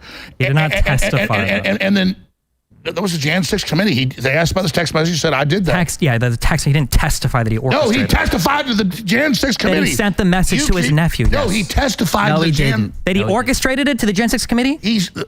You keep interrupting because you can't. I'm not telling the truth. I'm Michael Jordan slamming on you, and what's going to happen is everybody's going to get this clip. Yep. He testified to the Jan 6 committee. They said, "Is this your text message?" Yes. He said, "Yes." I told my nephew I orchestrated it. Now stop. Let me finish my point. Okay. Thank you for being honest with that. You keep acting honest. He said I orchestrated it. You keep acting like he testified that he said to his nephew that he said that. Yes. In a text message. There you go. And he did orchestrate So he did testify. So the point is, you keep acting like my victory is a failure. Wait, where's the evidence that he orchestrated it? I'd love to see that. He said it. But oh to his nephew. I text my friends things all the time that are embellishments. Because you guys, let me finish my point. They're all over every major corporate channel saying this poor little baby. They're saying he was a Fed or an operative or a provocateur for some NGO. He didn't do anything wrong. And when it got so obvious, they finally indicted him with a slap on the wrist. And then you're sitting here saying he didn't testify. He just testified. Whoa. No, he said he didn't testify that he orchestrated it. He testified that he sent that text to his nephew. That he orchestrated it. But no, then they asked him, Alex, then they asked him if he actually orchestrated it. What was his answer? In the transcript, he said... it wasn't that he orchestrated it. So if I send somebody a message saying a bank is robbed, I robbed the bank. Have you ever embellished a text message to anybody that you know? Like you, maybe not you. I can't see you doing that, but maybe. Actually, I'm kind of an understated kind of guy. Alex, you started bringing up a good point. If I send a text message saying I robbed the bank, can I get charged with robbing a bank if I didn't do it? If they got evidence. He's there.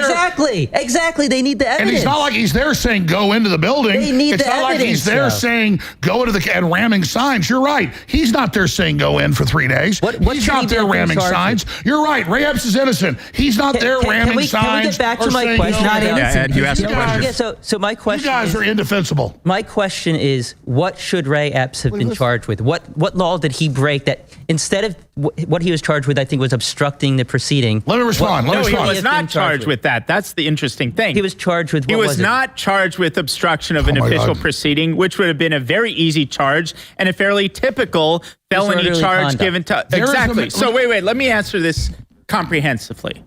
So first of all, it's extremely strange given how conspicuous and egregious and concentrated his behavior was that he somehow was able to avoid the obstruction of official proceeding charge. Number one.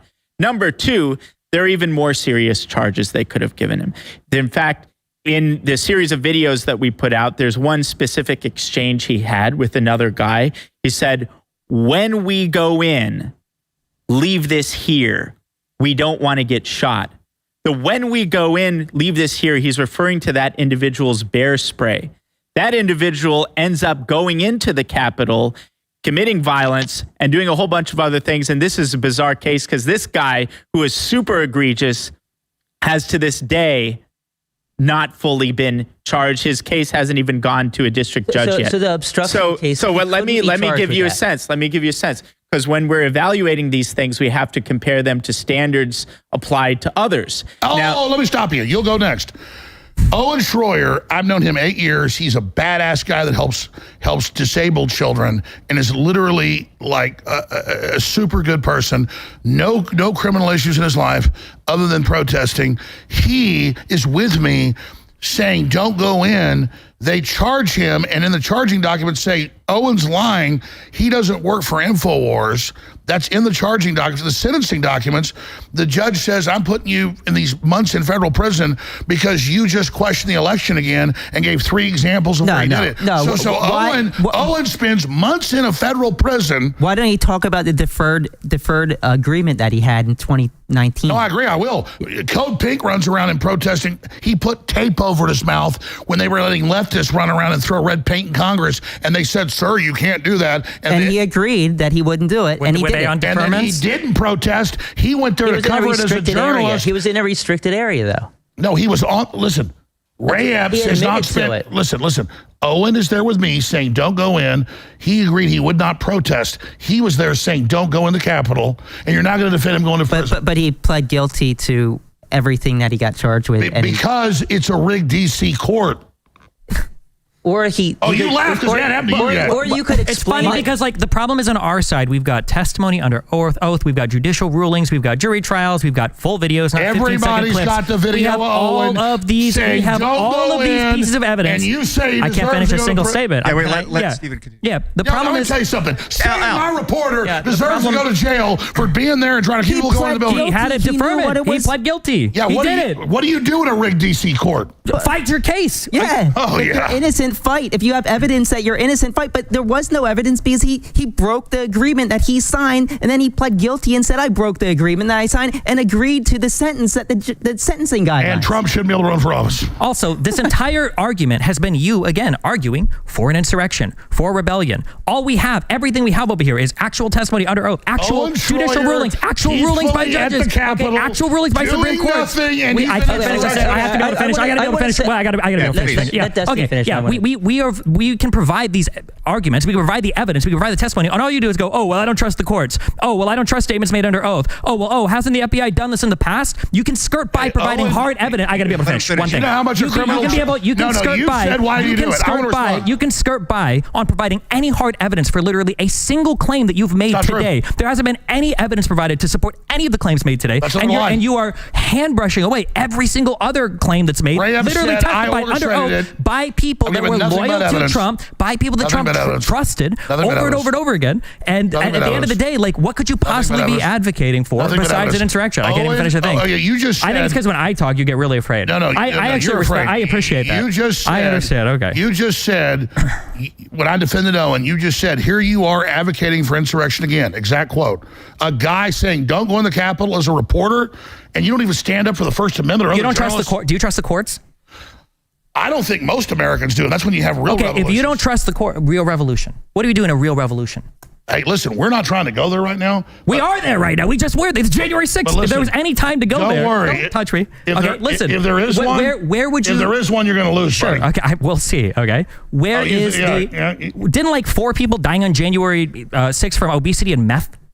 If these are the people we have to fight, I think we'll be okay. Ashley Babbitt, you're dehumanizing her? Was she on meth? I don't think she was one of the 4 that died from meth. She died from the gunshot.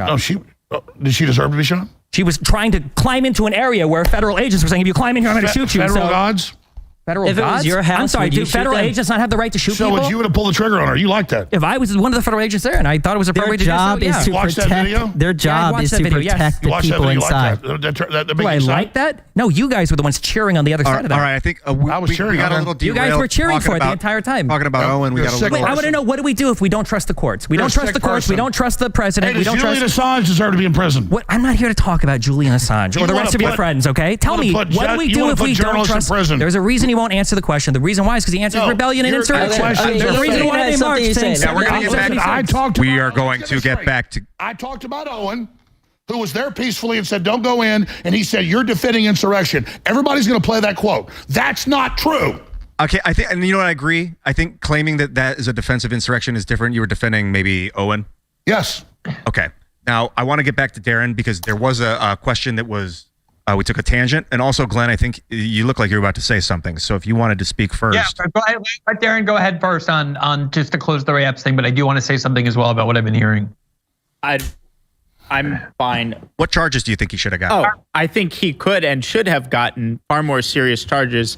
The first example is the easiest and most readily available: obstruction of official proceeding, which is basically the standard charge for people who have done far less egregious things than No, but it really isn't, though, because the only people charged with that, I believe, are the people who went into the House chamber. No. The people that walked through the Capitol did not get charged with that. First of all, that's not the case, and second of all, that's not an ironclad law. Google that. That's not an ironclad law pertaining to the application of that charge. Secondly, there's a far more serious conspiracy charge that the government had available to them if we use the standards that they've applied in similar January 6 cases. Yeah, he was way worse than Joe Biggs or Stuart Rhodes. I mean, he's literally, we're really? Stuart Rhodes saying invade the Capitol. We're Stuart Rhodes attacking people or ramming signs. Ray Epps did that. Stuart Rhodes literally said that if Trump doesn't impose the Insurrection Act, that we need an insurrection. And he said, storm the Capitol. And he went into the Capitol and he hurt police officers. Didn't he? He did not go to the Capitol. He called for people that to... Is like, Joe Biggs did. Joe Biggs went into the Capitol. You just said Joe Biggs or Stuart Rhodes. Either Joe Biggs or Stuart Rhodes. Stuart Rhodes did not do that. No, one of them, I forget which one it Joe was. Biggs. He said that... Yeah, Joe got... No, you don't even know what I'm going to say. He deserves a year in jail. He doesn't deserve... You don't know what I'm going to say, though. One of them called for people to defend the White House and shoot to kill the National Guard. Let me just answer really quickly. By the way, let me say something. Stuart Rhodes did say that on air, and I told him he was wrong to his face. So I'm going to be honest. Wait a second. One thing. Before it happened, he did say, if Trump calls us out for a civil war, and I was like, dude, I'm not for this on air. One thing, you're right. That's very quickly. I agree. There's a lot of rhetoric on both sides. You wanted an example of somebody who didn't go into the Capitol who got obstruction of the official proceeding? Yeah. Thomas Caldwell. That's one of many. What did he do? I'm not familiar. Well, I'm going to be honest. Stuart Rhodes did say what he just said. So you guys confused that Ed or Brian. I'm sorry. You put that. So if you put that together with... No, I get there was some rhetoric. Right. It was dangerous. So I mean, if you put that together with the planning, him and Biggs were planning on two different ends. One Oath Keepers, one. There's no proof they planned it. Well, if you look at the telegram messages, an undercover agent recorded the conversation in the garage. But have you looked at the telegram messages where they're basically instructing people where to go and where they're at and that. Saying, hey, we stormed the Capitol, we took the Capitol. Yeah, there's no doubt there was LARPing without Trump's directives of some people talking about that. All right, wait, why don't we trust their messages, but we do trust Ray Epps bragging to his nephew that he orchestrated? Good point. Well, no, I just said they were talking about it. We're going to go, yeah, Glenn. It's called being honest. Let's let Glenn finish this one off, because then I have another question for you guys. Yeah, the whole thing, like listening to them, honestly, it's like listening. I don't mean to be insulting. I'm just saying this, it's what it sounds like seventh graders who learn civics class and have this understanding of how the US government works. Like, oh, the FBI investigate and they discover crimes and then they go to the courts and the courts are very honest and the courts are apolitical and the courts make rulings and everything that has happened in January 6th, and you can even look at the people they picked and chose who to expand the law, the people who ended up getting prosecuted on felony counts, even though they were nonviolent, had these incredibly novel interpretations of law that were used against them to turn nonviolent demonstration and nonviolent political protest into felony by taking this post-Enron law and giving it a stretched meaning that it never had before. And the reason so many of them plead guilty is because they know that if they go into court, they're going to have rulings against them because a lot of these judges, especially in Washington, are not only Democratic Party judges, but the entire system is furious to watch people go and put their feet up on Nancy Pelosi's desk. So the entire system decided that this has to be punished regardless of what the law provides. You had the FBI with their hooks inside all of these groups, but I do understand that if you believe in this like story of American propaganda,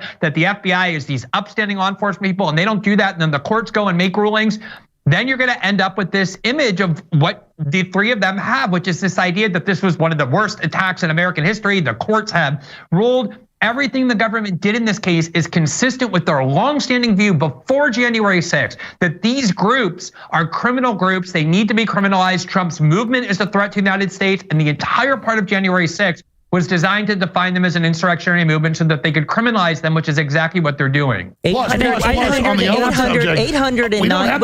want to respond to Glenn real fast. Owen didn't have the money for a criminal trial. 890 convictions or guilty pleas, 2 acquittals, 2. 890 to 2. So Go ahead, Glenn. Were accused of violence. They're not convicted of insurrection. I believe 170 or so were for violent acts. Illegal parading. Exactly, a tiny number, a small percentage. Yeah, and the Supreme Court is, and they should be. You got to make. Let Glenn talk. Go ahead. Understand that usually what happens in the United States with nonviolent protesters or even with violent protesters is they don't get charged with anything. A tiny percentage of people who use violence throughout all of the Black Lives Matter protests ended up in jail because the ideology in which they were protesting was one that was considered positive and friendly by the institutions of authority. They were on the side of Black Lives Matter. They didn't prosecute that. The Trump movement and the right-wing extremists, as the government calls them, are considered enemies of the state. And that was why the entire law enforcement mechanisms were distorted. If you want to actually make these... Let me just back up Glenn briefly and I'll shut up. Let me finish. I'll take a 5-minute break. One second. Let me finish. It's not the same to compare Black Lives Matter protesters and protesters who entered the Capitol building during the certification of the election. Those are not, that's like Democrats have bombed the U.S. Capitol. Democrats have bombed it. Courthouses and burned down police stations. And they had within them people who were insurrectionary. And they got charged, and as they should have. They got charged. Barely any of them got charged. There are plenty of them that were charged. There are plenty that were charged. Can I just say one thing? I'm going to say one thing. I'm going to take a break here. Yeah, we're actually all going to be taking a short 5-minute break here in a moment. But Alex, I'm just going to say this right now. Ladies and gentlemen, we saw billions of dollars of stuff burned down. We saw all the killings, and we never said all Democrats are involved in that. Biden gave a speech yesterday that was Hitlerian, in my view, literally saying everyone in D.C. was a terrorist. They're all bad. You can't vote for Trump. We're taking him off the ballot. America's going into martial law to stop him. Our republic is in danger. I got the transcript right here. Yeah, what quote where he says that? Everyone in D.C. is a terrorist. That's a Biden direct quote? No, is that Hunter Biden or Joe Biden? I know you love Hunter, but the point is, this was a hysterical diatribe. This is dangerous. So, Alex, what if instead of the Capitol was the White House and there's thousands of people at the White House fence and they push through the fence? Do you think those people deserve more of a criminal penalty than people that were rioting in, I don't know, L.A.? No, I mean, if it turns out they were under the directive of a foreign power. No, it was just a bunch of Americans. No. Did they kill a cop? It's the crime they commit. If a bunch of Americans, when Trump was in the White House, stormed the White House fences guns, with weapons, and made it past, like Ashley Babbitt got shot? No, made it past the fence. The Trump supporter shot Ashley Babbitt. Okay, made it past the fence, and they were at the doors of the White House. Do you think that they would act? When Trump asked for the National Guard to stop that, Milley said no. Trump didn't ask for the National Guard. He didn't ask for the National Guard. Milley's on record saying, I threatened to resign if Trump puts troops. That wasn't January 6th. That was weeks before. You just said about the White House. Yeah, but nobody. See, I'm giving you specifics. Nobody was actually. I'm giving you specifics. Did anybody cross police barricades into the White House? You know what I saw was the police, after a little bit of a fight, open the doors and wave people in, and a bunch of. They didn't wave people in. Oh my God! Everybody, get the footage. There's one clip out of 40,000 hours. There's hundreds. There's no hundreds of clips of people waving people through the door. What I saw were people breaking the windows, climbing through broken windows, unlocking multiple doors, and letting other people in. Once in, police were forced to basically de-escalate the situation and make sure that the Congress people were protected. At that point, they were outnumbered 10-1, the Capitol Police to the rioters. At that point, those videos where they're walking alongside people, they're funneling them into the rotunda. I was there. You weren't in the Capitol, and I give you credit for that. You knew when to turn around. The Wall Street Journal said I was cowardly on top of a car commanding people to invade. But thank God Jack Posobiec, because I didn't have a Twitter then, put the video out of me saying don't go in. I got there in the middle of it. Man, I'm glad you didn't, and you made the right decision. When you're there with 300,000 people, it's 1 million in town, and they don't even know what's happening in front of them. They're being guided in. A lot of those innocent people that just walked to the Capitol have been sent to prison.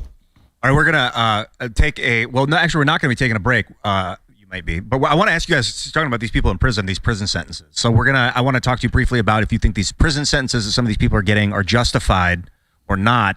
And then we're going to be taking questions from the audience from Zero Hedge Premium. So if you haven't signed up at ZeroHedge.com, sign up for the premium service, and you may be able to get a question in before we wrap. But what do you guys think? I mean, let me start with you, Darren, because I haven't heard from you. By the way, I don't want to wrap. I mean, I say take a break. A lot of people are tuning in now I'll keep having this debate all day long. Yeah, we might keep going. But Darren, what do you think about the prison sentences in general that these people have been getting? I think they're completely overblown, and they're, it's consistent with what we're talking about, this amplification of January 6th into this false domestic terrorist act. And, the stakes, what are the stakes involved? The reason it's being amplified in this fashion is to justify the further weaponization of the national security apparatus against Trump supporters and to suppress the energies associated with Trump's movement. Therefore, you have these crazy sentencing. I think they're all crazy. Even those top sentences for the Proud Boys and Oath Keepers, 20 years, 18 years. It's simply insane when you think about, again, all of it has to be comparative. There are people guilty of murder who get less prison time. And the self-described, self-professed posture of the DOJ in the immediate aftermath of January 6th is one of shock and awe, which ominously but kind of unwittingly, accurately recalls the Iraq War and the war on terror. This is not an accident. It's very fitting that the Department of Homeland Security is the tip of the spear when it comes to this repurposing of the national security apparatus. It was the Department of Homeland Security that said white supremacy is the #1 national security threat. And by white supremacy, they mean Trump.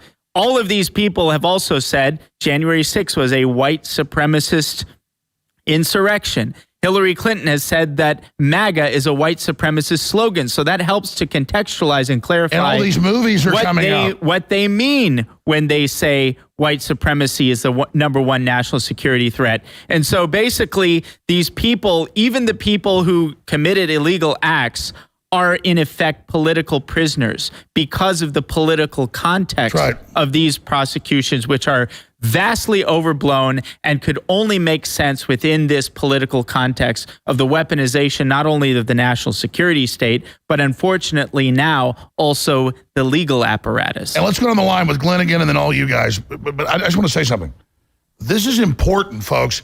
In June of 2021, Biden put out a national security memorandum, which you just mentioned, saying right-wing extremism is the #1 threat. Then he defined that as white supremacism and then said questioning open borders, questioning elections, questioning lockdowns, questioning forced shots. That's in the report. I've shown it hundreds of times on air. Literally declaring the people enemy. Then he gives a speech with this red background with Marines. I thought I was watching Adolf Hitler. And then yesterday he gives a speech and saying they're taking over, they're a danger, we're at war, all off a riot at the Capitol. At best, it's a riot and obviously provocateur. So this is a branding of 80 million voters plus as a political enemy. This is extremely totalitarian, extremely dangerous. And I was there. I know. You're in a crowd of hundreds of thousands. Tear gas is coming down. You can't even see what's happening at the Capitol. You're saying, don't go in there. We've got a stage. I go there. There's a stage, no one there. I mean, we were set up. And I was set up. And thank God that I waited 30, 40 minutes. I didn't know what to do. I was like, this is weird. How do I lead a crowd that's already left? I was there. And so all I'm saying is this is not the basis to indict populist Americans and say they're terrorists. And if the U.S. government spent the equivalent of $10 trillion, they spent $1 trillion in Afghanistan of real current numbers, but the estimates now are $10 trillion in current dollars in Vietnam, and the Vietnamese wouldn't give up. So Swallowsville says, we'll use F-16s, we'll just kill Americans, we'll take your guns. F-16s don't take guns, folks. I don't want a civil war. I don't want violence. But the entire deep state couldn't defeat the Vietnamese, and now they want a war with the American people while they have one with Russia and while they have one with China. This is madness. It needs to stop. I don't want a war with Democrats. I don't want civil war. I don't have some dream of this, but this is the election strategy of Joe Biden is civil war. Glenn, did you want to say something? Yeah, I think this is really the nub of everything. Like, I really do think that the three of them actually believe what they're saying. I'm out actually realizing this. And the reason they believe it is because they don't know the history of the war on terror. They don't know the history of the Cold War. They don't know what the CIA and the FBI and the US security state have been constructed to do and the role that they played in our domestic politics. Every single time that there's some new crisis, the CIA, the FBI, the permanent power faction in Washington, and it's not like some crazy conspiracy theory. Dwight Eisenhower warned of it on his way out of the presidency in 1961 when he called it the military-industrial complex because he had seen how it was growing beyond all democratic accountability. Every time what they need to do is convince somebody to be scared of something, to be scared of communism, to be scared of terrorism, to be scared of domestic terrorism. And they convince people that some minor event, relatively speaking, in the history of the threats to our country, like the 9/11 attack, which is a terrible thing, but they exaggerated wildly the threat of foreign terrorism to basically institute the Patriot Act and warrantless eavesdropping and all of the things that turned our country more authoritarian. They were announcing that before 9/11. They used 9/11 to do it. They were announcing before January 6th that they wanted to turn right-wing extremists into domestic terrorists. And they used January 6th and this extremely inflated narrative about it. What it was a riot of out-of-control people, a few hundred of them, that they turned into an insurrection, that they're now weaponizing the justice system, and they're creating a precedent. I hope you guys understand this, where they're now taking a nonviolent protest. Remember, most of the people charged in January 6th are charged with nonviolent protests, and they've made it now so that they can charge those people with felonies and put them in prison for years. That was the Q Shaman, 4 years in prison for a nonviolent protest. That's the precedent that you're endorsing with this narrative. So Jacob Chansley got 4 years, but he served, I think, a year and a half. But I do want to go back. So Stuart for Rose, nonviolent. Stuart Rose. There are nonviolent crimes. Biggs, Stuart Rose, and Enrique Tarrio. They were sentenced to some of the harshest sentences out of all the January 6ers. Who was the judge? It was a Trump-appointed judge, Timothy Kelly. Now, if you look at the worst convictions, the ones that received the largest sentences, 80% of them were actually under the sentencing guidelines. 80%. These people didn't receive sentences that were any more harsh than anybody else in other crimes. And these were people sentenced from a Trump judge, a Trump-appointed judge. So you're all saying that the courts are rigged against conservatives or Trump supporters. But these are Trump judges. Many of these were Trump judges that actually not charge these people, but sentence these people.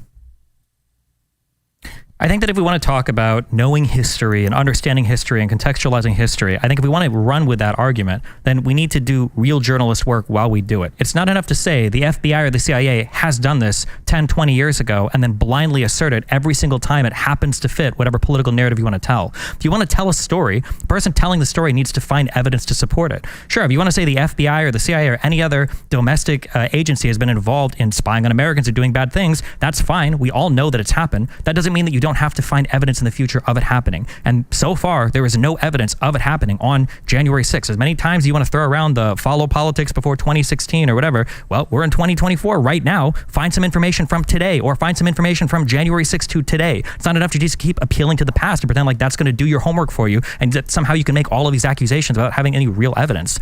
As far as this claim of like there are novel uses of charges or people don't do charges like this, as was said over here, like most of the sentences have been within sentencing guidelines. A lot of these have been done with a Trump-appointed judge.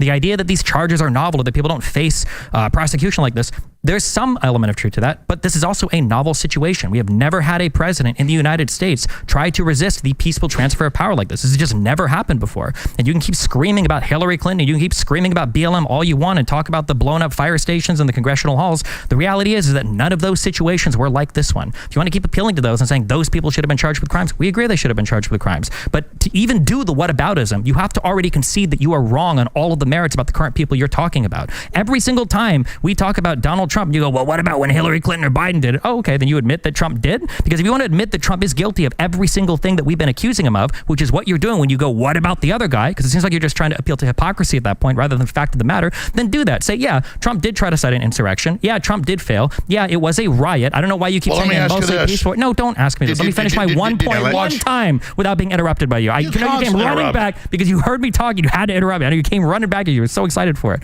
Okay? I don't understand this rhetoric of mostly peaceful riot. Yeah, it was mostly peaceful. A lot of riots that have riot aspects to them have a lot of peaceful people there. And a 10,000 riot, it's not always 10,000 people rioting. It might just be 100 people rioting or 1,000 people rioting. The reality was there was one event on January 6th at the Capitol building. That event was a riot. Okay, so let me just add some context here. Well, they had 3 trials in Michigan, and one of them, it was a mistrial, and they let most of them off another, and they finally got a few convicted. It came out in court that the feds went and found a bunch of basically homeless potheads, and just like Glenn was saying, the New York Times article, they were more accurate, 97% of Islamic plots were hatched by the FBI, including the first World Trade Center bombing, and they admit all that, and I've interviewed the people involved, Ahmad Salam, all of them, that knew they were going to do the bombing. He came and said, why have I cooked a real bomb? And they let it go forward. With Whitmer, the same team involved in January 6th from the FBI went and set these people up, and that came out in the mainstream news. Right. So we know this isn't, you guys were saying, we don't want to go back to 10 years ago. You know, I've sat there for 6-7 minutes, out there smoking a cigarette while you're just going on and acting like you're being censored. You're like, there's no example recently of them doing something corrupt or bad. I never said that. It's a great example, Alex. If I can add some detail I said find J6 years ago, he said you can use stuff. No, Destiny, this is a great point. This is a great point that Alex is making. You don't need to go back to the original war on terror. You don't need to go back to the ample antecedents that exist going way back into our nation's history. Just go back to the Michigan case. And the parallels to January 6th are striking.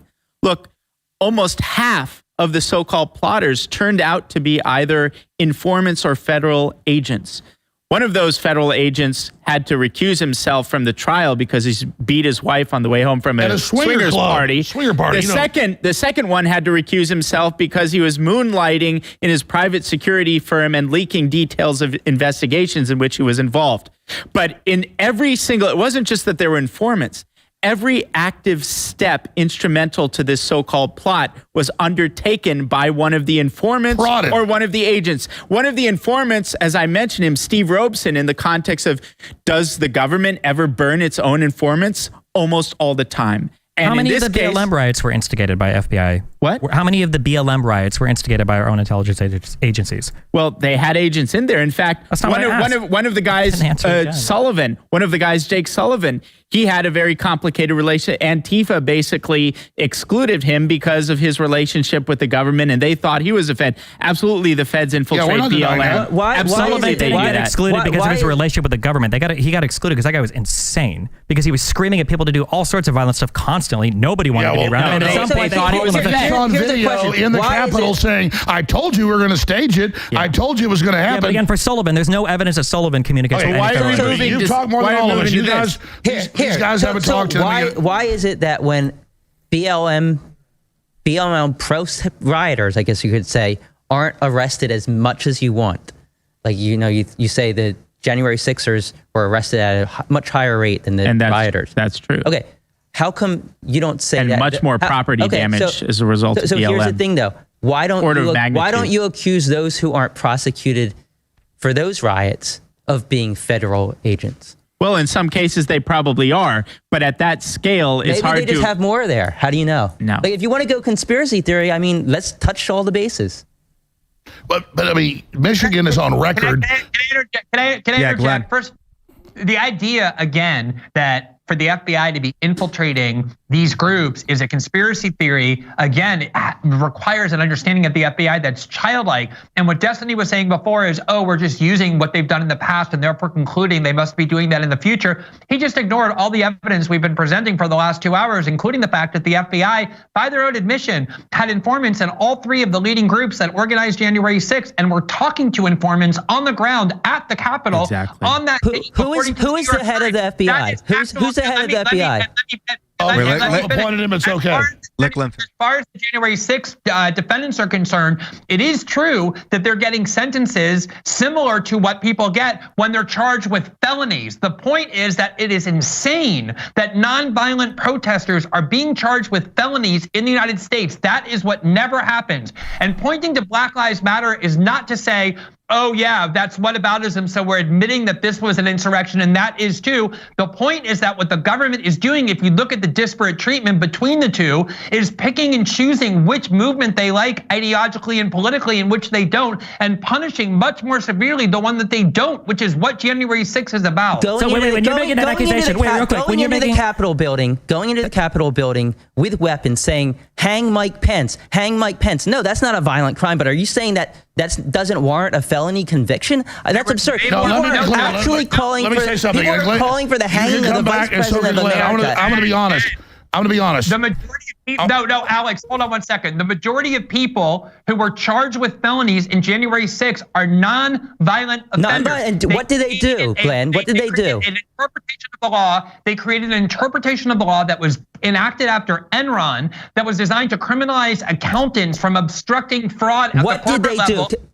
Every single meaning of it to mean that if it's a nonviolent protest, any nonviolent protest now at the Capitol, you're charged with a felony. You're glossing over the facts. You're glossing over the facts, Glenn. People get 6 month sentences. Hold on, I want to respond to Glenn. People get 6 month sentences for going in the damn thing, being waved in by police. That's on record. No, but here's the facts. The people who got the felonies were either violent, they were taking part in a conspiracy, or they went into the House chamber.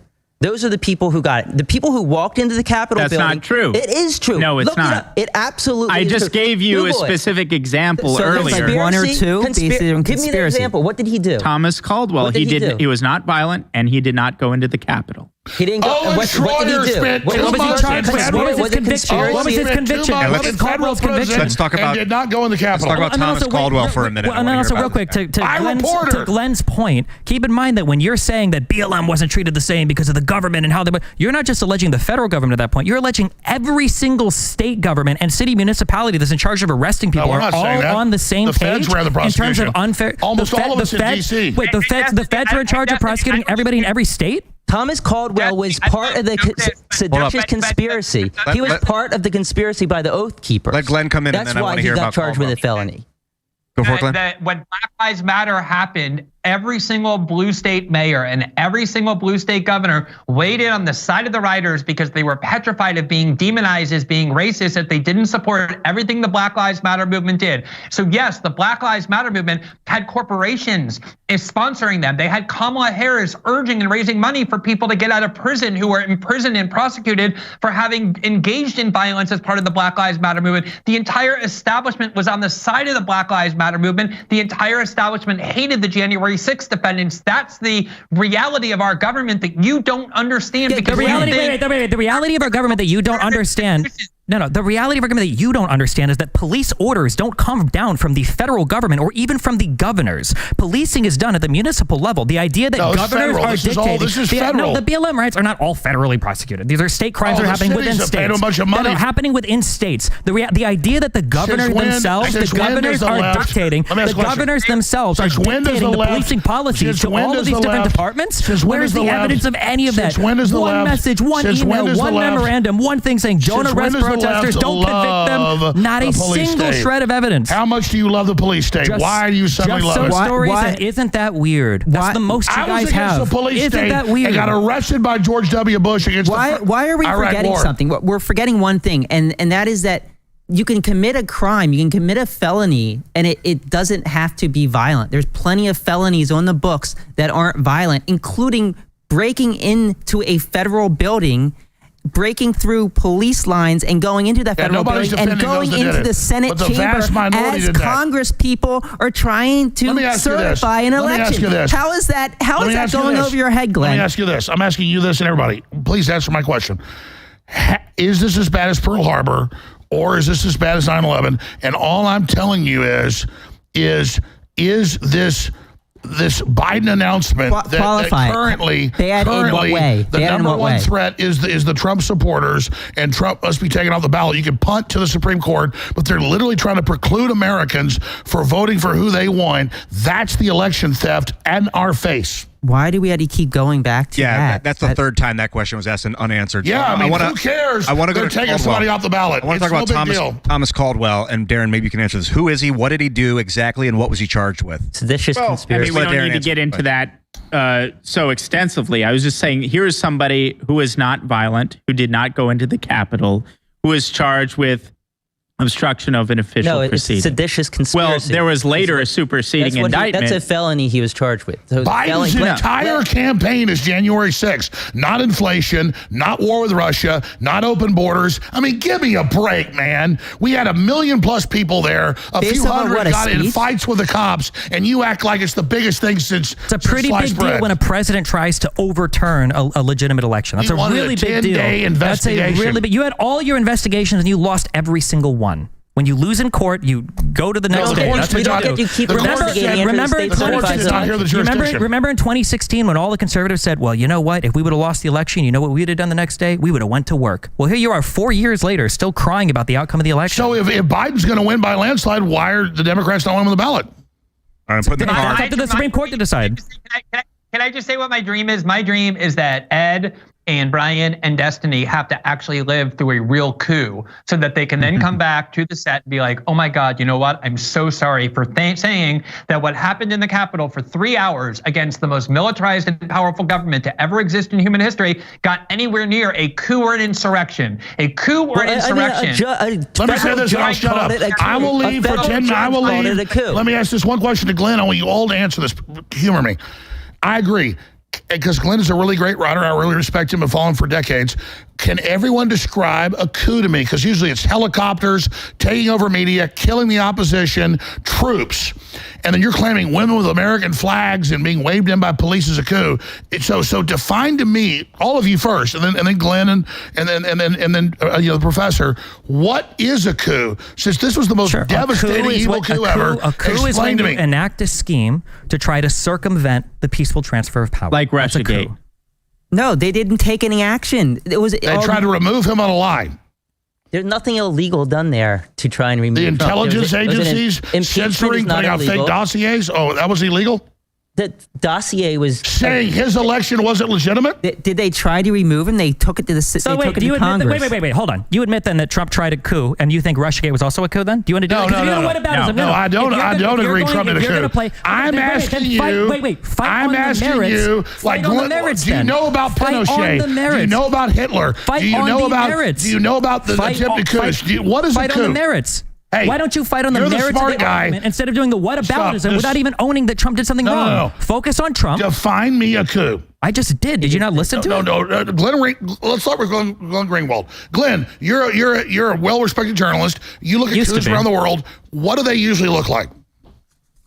I know. No, Destiny is now the incredible giant of journalism and the constitutional scholar I used to be, as Destiny said. But anyway, a coup is generally when people in power or people who are trying to get into power marshal the force of the armed factions of that country and use it to eliminate the legal process and take over. So for example, if Trump had called in the military on his side on January 6th, or he had gotten the military to block people from trying to remove him from office on January 20th, that is always what we say is a coup. Nothing that looks like what happened on January 6th. The other thing I just want to correct, Destiny seems to have this like debate me sort of point that he thinks he keeps making that's so smart, which is when you say— Why does he waste so much time on catty comments? There must be something better for him to say. No, you're the one that does throwaway lines. All right, better for him to say. We're about to change gears. Let Glenn finish this thought, and then we're moving to our audience questions. Has done this little debate tactic like 8 times. I've listened to it for 2 hours. So if you say this person did this and it's wrong, and then someone else says, well, what about this person, this politician you love? He did the same thing. Destiny says, oh, you're admitting that both of them did something wrong. No, one of the reasons why you say things like the Black Lives Matter protest was never considered an insurrection is not to say that January 6th was also an insurrection and therefore you should treat the Black Lives Matter one like an insurrection. The point is to say the Black Lives Matter wasn't treated like an insurrection because people like Ed and Destiny and Brian love the Black Lives Matter movement because it's unaligned with their ideology. These are liberals who hate the Trump movement politically and therefore want to criminalize it. But pointing to other examples, I'm against all rioting, just to be clear. Isn't admitting that the one that you start with is wrong. You're just trying to show that you're not applying consistent principles when your ideology is. If that was the case, then when you're accused of defending a coup, then you argue why it's not a coup. That's how the argument works. If somebody says, I think that Trump engaged in a coup, one of the ways that you show that it's not a coup is by saying that the things that you like that are done that are far more insurrectionary are things you won't call an insurrection because those things done to advance. Glenn, I'm sorry. No, Glenn, that's called an appeal to hypocrisy. The way that you argue against something being a coup. you actually believe what Why you has Trump not been charged with it? Why have they not charged Trump with insurrection? You just say Jack Smith already said why. Go read some of his documents it's if you like haven't the main already. Secretary of State. She says he's guilty. If she you doesn't think if you don't think it's a coup, then we agree on what the definition of a coup is. If we don't agree on the definition of a coup, which you said it requires military presence, I don't know if anybody would necessarily say. All right. Well, it's not going to get resolved tonight, although we have tried to resolve it. Why are we shutting this down? I'll go. We're not shutting it down. We're just moving to the next phase of the organization, which is let Destiny and Glenn finish his point, because we're going to comments. I think this. Fine, if you want to shut it down, that's fine. I do want to shut it down. I want to move on. Okay. In fact, we've been instructed to move on, so that's what we're doing. By who? By who? By who? By the producers of the show. Let's move on. ZeroHedge.com. I mean, we can, if you guys want to go in circles and yell over each other for another 10 minutes, I don't want to do it. I want to go to these comments. But I bet there was a 6'3" Marine, ex-Marine, that told you to shut it down. Thanks, dude. Shut it down. No, but I mean, listen. This is the heart of it. Coups are militaries seizing the telecommunications and the government institutions and killing their opposition. You could do lots of different If Trump types was going to do that, I would be a against. federal Trump judge did said not it do was a that. coup. That A a bunch federal of judge said it fucking was a people coup. being led into the Capitol is not a freaking coup, man. We have an electronic judge coup, said you know. otherwise. But let's go on. These are from ZeroHedge.com. From some of the premium users of the website have sent in some of the questions. This one's actually a question for what they call the blue team, which right now is going to be the three of you guys, Ed, Brian, and Stephen. The question is. The New York Times acknowledged that there were FBI informants in the Capitol on January 6th, and then they give a link to the New York Times article. Given the agency's history of entrapment, is it a stretch that some agents may have provoked the riot? And then there's a follow-up question. Why was law enforcement so ill-prepared for the insurrection, in quotes, despite the presence of informants? So the first part of the question is it a stretch that some agents may have provoked the riot? So informants are something the FBI has been using for years, decades. Is it illegal? No. They can do it as long as they do it within the legal means. If an informant is in the Capitol breaking the law, that doesn't mean that the FBI is behind it. Informants are also people who live their lives. Like, I could be an informant for the FBI. I could go and murder somebody. That doesn't mean the FBI had me murder that person. So I think there's a lot of misinformation there that gets conflated with facts. Well, and number two, do I think it's possible that an FBI agent could have done that? Sure, anything's possible, but it put out the evidence. There isn't evidence of this. The whole Ray Epps thing, show us the evidence that he actually works for the FBI. He orchestrated it. He just said I orchestrated it. You're right. I robbed the bank. Come arrest me. Should I get arrested? I just said I robbed the bank. Orchestrated it. You're right. He just said orchestrated it. You're right. Did Ray Epps say that he was an FBI agent? You guys are just coming to We're that not saying he works for them. connecting Probably, random dots. if I had to guess, I'd say Southern Poverty Law Center. If Ray Epps set them up, why isn't a single other person there attested to that? Out of the if he whispered into people's ears, if he was leading breach teams, why didn't any of the arrested? Why didn't a single person come out? I'm asking why. I'm asking this though. The next reasonable question: why isn't a single person come out and testify? Because we exposed him. Because he's the leader there, and he's there doing it. He did it on video. He said, "I led this. I did this." You're not answering my question. I'm saying, why hasn't anyone else come out and attested to this? Not a single person. You know what an orchestra is, right? I went to school for music. Yeah. The conductor leads the symphony. Yep. So and all the musicians have to see the conductor and would tell you that's my conductor. And he says, "Go into the Capitol." Why doesn't anybody else say signs into that was my conductor? You know, the follow-up part of this question, why do you guys think law enforcement was so ill-prepared for the insurrection, again in quotes, despite the presence of informants? This is from Space Worm, just so you know, Space Worm from Zero Hedge. Well, half of them were sent away for crowd control. I think the ill-preparedness came because Trump's deployment of the National Guard in the past, especially in D.C., had caused a lot of people to be uncomfortable with National Guard being present in the Capitol when the certification of the vote was happening. So as they were having conversations prior to establishing security, I think they took a lot of extraordinary bureaucratic measures to make it so that I think that day, if the National Guard was going to be deployed, it either had to be, I think, Miller or Walker. I think one of those two had to be the direct authorization. Let me respond briefly. Which is novel. We have you go that way. Let me. We have you 1 hour ago saying Trump never called for National Guard, and you just said they refused it. I got your ass. You got me. Yes, that's correct. You got me. So when the National Guard was deployed, the only area that they were allowed to do. They blocked it. Yep. The Pentagon blocked Trump. Yes. You just admitted Trump wanted it and didn't get it. You got me. They only deployed 340 people, and the clip from an hour ago. He said it wasn't That's true. right. You got me. Got him. That's right. Got him. You want to do the scope of the mission? Dunking. The scope of the mission. You know, rhetoric like this is why Ashley Babbitt got shot. You realize that, right? I'm gonna get shot? No, people like Ashley Babbitt died because of people like you driving people onto this, right? It might be funny for you. I don't know if it's funny murdered for them. Ashley Babbitt? Or you're more or less responsible with this kind of talk, yes. Oh my God, Yes. I'm murdering. Yes, play in a factual world. You At love least, the like, tie yourself to the ground. You said Tie an hour yourself to the ago. ground. You said an hour ago that Trump never asked for National Guard. I can show 50 articles. It's on record. I And said then you he just didn't admitted say it. it. Gotcha. Guys. Okay. Okay. Yeah. So here's the 340 thing. people were authorized to be there, all you do but is in order to one-liners, actually call and I them can to the bullshit. themselves, it was an extraordinary process. And when you read the J6 committee in the Situation Room and Sund and everybody else complaining, Okay, where's the National scared Guard? right Where's the now. National Guard? There was a whole bunch of stupid bureaucratic red tape and optics concerns that people had to cut through to get them there. So if you believe the official story and the 15 to 20 people 1 that hour testified ago, under oath, he said Trump never won National Guard. Now Trump wanted it, but he didn't get it for a good reason. So we're talking. Okay, so Alex, so you're claiming that this is staged. You're claiming the FBI was behind it.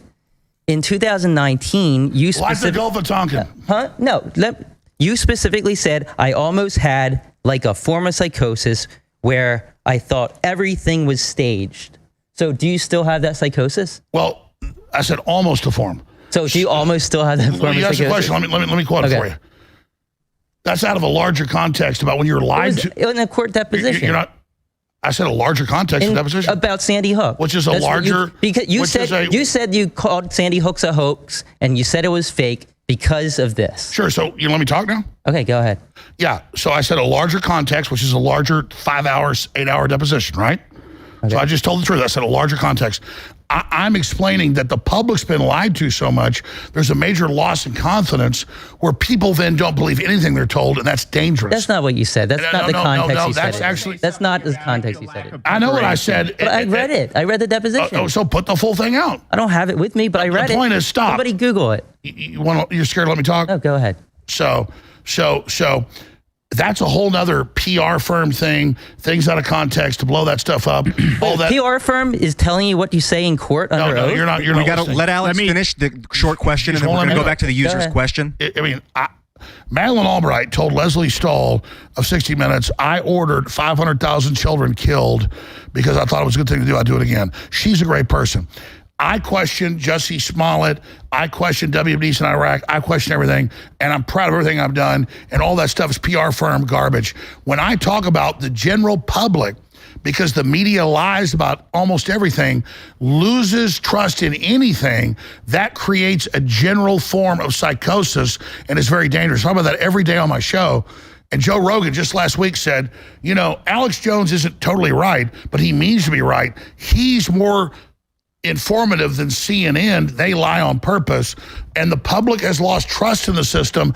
That's dangerous. What do you do? So that was the full discussion. Let me give you another example. They say in court, Jones in a custody battle said, I'm an actor. Everything I say is fake. I've offered a $1 million reward for that. I didn't say that. They wanted to put, now a 15-year-old video, back then it was like a 9-year-old video, of me as the Joker saying all these horrible things. Take drugs, kids, you'll die. It's great. So kids wouldn't take drugs. It's reverse psychology. Okay. And hold on. They wanted to introduce that in court. And my lawyer said, when Jack Nicholson plays the Joker, he's not really the Joker. And when Alex Jones is in Waking Life or Scanner Darkly or any of this stuff, when he's being an actor, it's not what he really means. In the scope of when Are you being an actor now? No, see. How do we know? How do we know? No, how do you know? See, maybe you still have psychosis. But see, that's the game you're playing. No, I'm not playing a game. I'm serious. No. I am 99%. Psychosis is a serious problem. No, when I'm on this show, this is Alex Jones, the analyst, Alex Jones, the pundit. Alex Jones. We'll get to you in a moment. Covering. Yeah, Glenn's about to jump in. Glenn, this game that I don't mean when I say Ray said I orchestrated it. That's a real thing. Can I just yeah, we're all playing a sort of character right now. We're all on a stage. I was actually in that Twitter space with you, with Elon Musk. What was it, 4 weeks ago or so? And you tried to claim that you didn't push the Sandy Hook conspiracy theory. No, excuse me. We're getting a field here. I'm basing this on the whole psychosis thing. I have a. This is a field. This is not in the scope of the discussion. Yeah, we really got to stick to the question. Focus on the user's question. You lied in that space. You did push it. You did say that was fake. You did. I have the quote right here. Let me read the quote. The whole okay. Ed, we're done. We're done.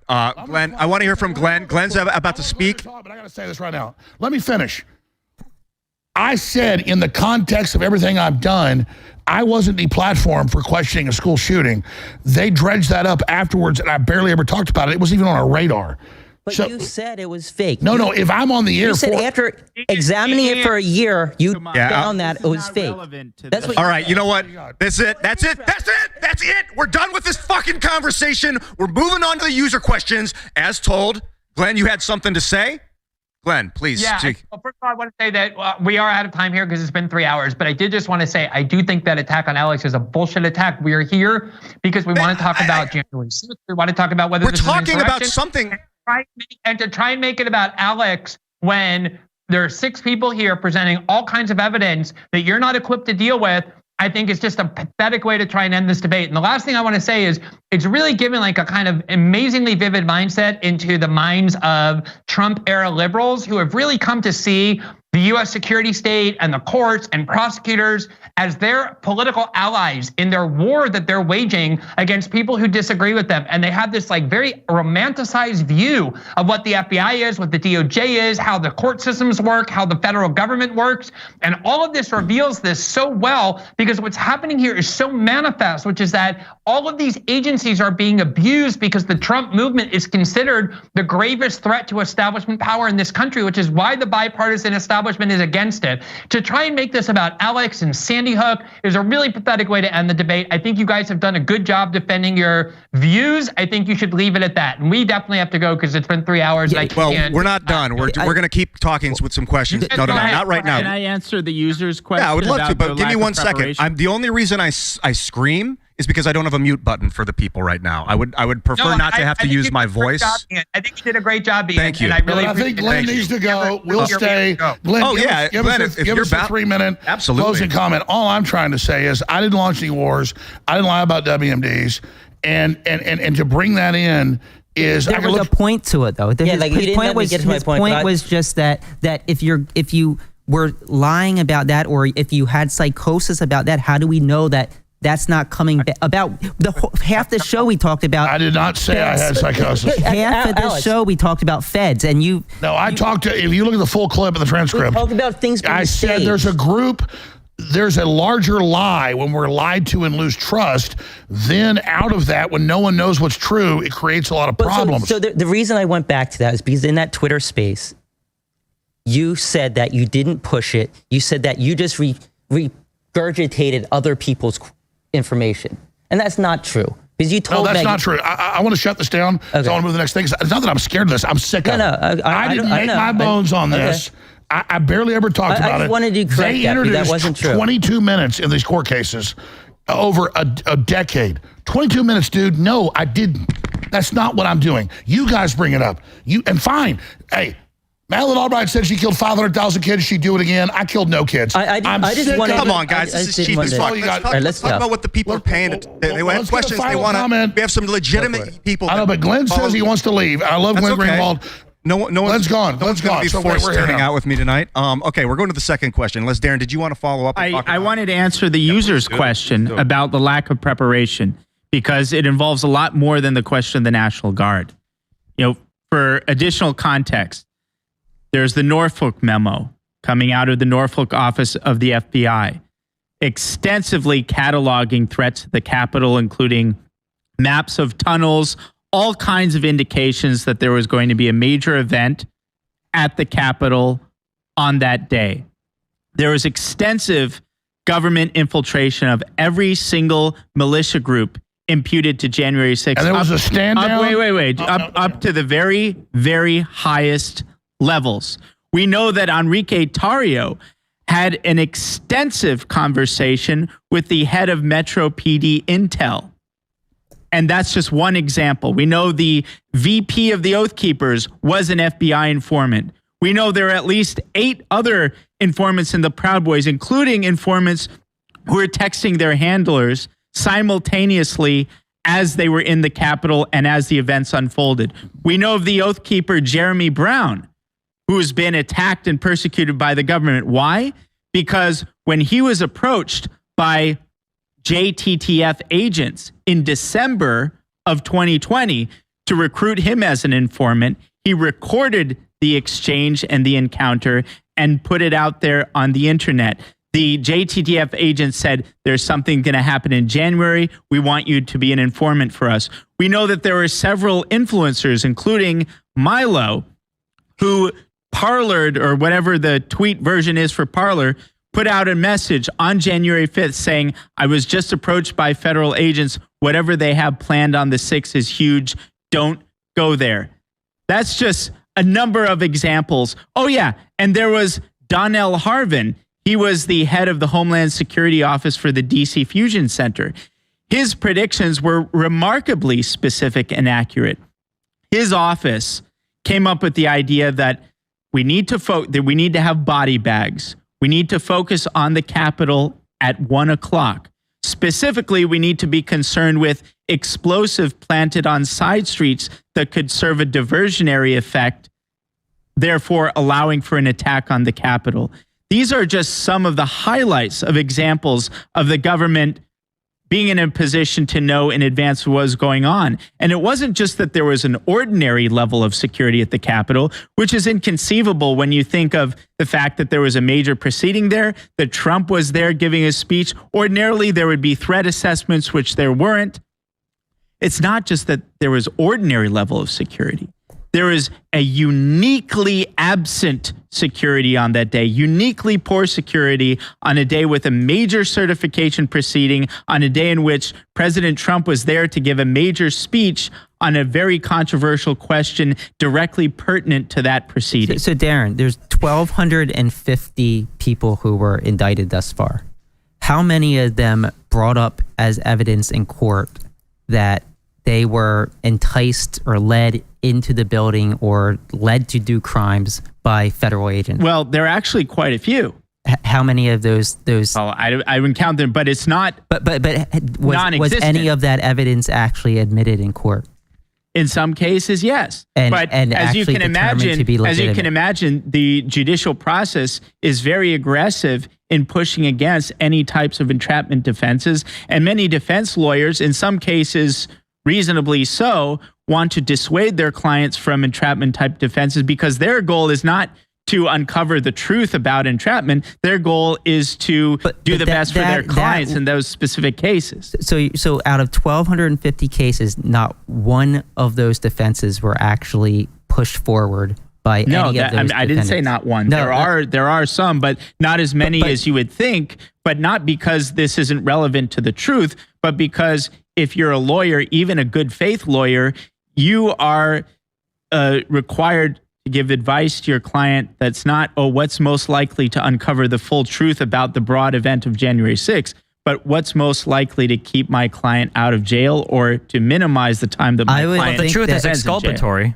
Right. I would think that evidence that a federal agent led you to commit a crime or acted in a way that made you want to commit a crime would be pretty exculpatory evidence right there.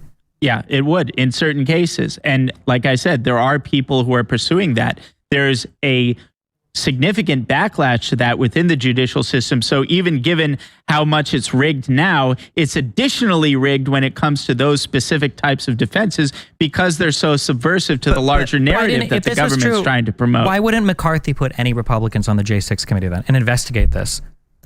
Well, McCarthy isn't exactly someone who's aggressively interested in pursuing the truth on this either. Okay, why not appoint like a special counsel or appoint something separate then from Congress? Well, I think that would be a fantastic idea. But again, why didn't Trump do it? Why didn't Trump do it? Trump's not in a position to do it right now. Right after J6, before he gets kicked out, why not appoint a special counsel? Or why not in the days before if he thinks that there's... there was not a really window of opportunity for that to happen. A lot of other stuff is going on. So doesn't it suck then that like You can provide absolutely no smoking guns. I provided a ton of evidence. No smoking guns. I provided overwhelming evidence. You have not provided evidence for anything. You've given You've given a lot of stories, and now you've got an escape for every single way that you might actually discover what happened. Congress would never hold them accountable. McCarthy. I've been long a proponent for an investigative committee, but not the sham J6 committee. Well, they tried. They tried doing the J6 committee is total sham. Why is the J6 committee a sham? You really want to hear a good faith answer to that? Why it's partisan? Well, let's start with Benny Thompson. Now, No, I know the people on it were all partisan. That's true, but that's because McCarthy. But that's because McCarthy wouldn't put forth his nominees after Pelosi said no to 2 of 5. Well, why didn't first he put of all, forth 2 I other think ones? Those 2 should have been allowed. I'm not asking you that. I'm asking why didn't McCarthy put forth 2 other ones? Because he didn't want to legitimize a process that was totally illegitimate. So how convenient for you then that now we can also say the entire J6 committee no, that it's has not hundreds convenient. It is it's not convenient for me. None of the evidence we can point to for the regime. No, it's convenient for the regime not to have a legitimate and disinterested fact-finding commission to truly get to the bottom of the real questions that matter in relation to January 6th. But there is no disinterested fact-finding. You guys say Comey was biased, even though he was a lifelong Republican. Well, you say Raffensperger was biased, even though he was a lifelong Republican. You guys say that Barr was biased, even though he's been a lifelong Trump supporter and a Republican. You say Wray is biased. Like every single person you can so then there are no unbiased fact-finders. I didn't say there are none, but the specific names you mentioned, absolutely. How about William Barr? And is he biased? How about So all these Trump appointees, he made terrible appointments. Ever to hire people, right? That's I didn't say that's not my contention here. Who would be able to investigate this? I think there are some people who could. I think Jim Jordan who could. Jim Jordan would be your example of an unbiased party. Jim Jordan was literally part of the investigation. I would say for there to be a legitimate committee, it would have to include people who are genuinely interested in pursuing not only the questions that Benny Thompson and the hyper-partisan Democrats wanted to find out, but people who are sympathetic to the other side who would be willing to pursue the questions that I've raised and have been raised that were not addressed at all in the committee because all they were interested in was demonizing Trump and setting up a criminal proceeding for Trump. They weren't interested in getting to the bottom of the questions. Why was there uniquely poor security? What was going on with the level of federal infiltration? These questions are all asked as part of it's an 847-page report. I invite you to read it at some point. The reality is that McCarthy at any point could have put 5 Republicans that he chose on that committee. But because Nancy Pelosi said no to 2 of them, I think Banks and Jordan that were actively being investigated or would have been the subjects of the J6 committee. He said no to anything. And now we get to say it was all a sham, even though the majority of the people interviewed were Republicans, even though, as was stated earlier, every single person near Trump. You're banking a lot on the Republican issue, but it shouldn't be a surprise to you. Many Republicans, institutional apparatus of the party, is not necessarily friendly to Trump. There are many Republicans that are hostile to Trump. If every single person in government, if every Republican, if every Democrat, if every judge, if every person in the United States that is in Trump's peripheral ends up hating Trump or not wanting to work with Trump, at what point do you say? We're not saying every. At what point you are? At what point do you just say? I've been gone for 10 minutes. Maybe the problem. No, you can't just run back and cut me off. Okay. No, at what point can we not say maybe Trump was actually genuinely a horrible person, or maybe Trump actually genuinely did try to circumvent legal processes in order to coup the government, or at least whatever you would call him asking Pence to unilaterally elect the government for him. Biden is trying to make it his #1 campaign issue about January 6th. It should be the #1 campaign issue. Wow, not inflation, not open borders, not human smuggling. You had a president try to circumvent the peaceful transfer of power for the first time in U.S. history. This actually takes me to the next question. This is going to be our final question. Trump's not been convicted of anything. This is a question from let's see, who is this from? Fred C. And the question is, will Destiny address, quote, is white supremacy the biggest domestic threat faced by the United States? And I open it up to the panel after you give an answer there, Stephen. Domestic threat? I don't know how the FBI judges domestic threat. It wouldn't surprise me if there's a lot of crossover with like white supremacy groups and then being like organized like a domestic threat. But my guess would be domestic threats in the U.S. is probably fairly low to the total security of the U.S. So I don't really care that much about it. I don't know. But that's the official policy is white supremacism is #1 threat. What is that? That's not a policy. That's a statement. No, that's an executive order in June of 2021 put out by the What are the negative policy choices or what are the bad things that are happening because of that declaration? They try to skew crime numbers. They say everything is that. I mean, this is like a major deal. Skew crime numbers say everything is that. What do you mean? Do we not count crime by black people anymore? Didn't we just get all of the hate crimes FBI against says the Asian number one people? crime is white people. They say the number one crime is white people. But they do it statistically by manipulating the numbers, yeah. I don't think the FBI is in charge of manipulating the numbers. The FBI is not involved in crime statistics? I didn't say involved in crime statistics. I'm pretty sure you can go to the federal, there's a name for the site Destiny, that has I don't believe you're like hiding under a rock somewhere. You've got to know he gave a speech for an hour yesterday saying the MAGA people are terrorists and are about to take over. I mean, you don't know. You just said it's good that Biden is running on January 6th. I think January 6th is a huge deal, yes. The president trying to circumvent the peaceful transfer of power is a really big issue. And that's why he can't be allowed to be voted for. No, that's not why.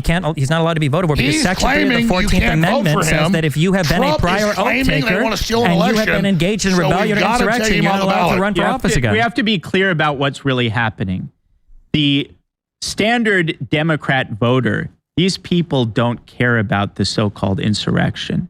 That's not Biden's audience.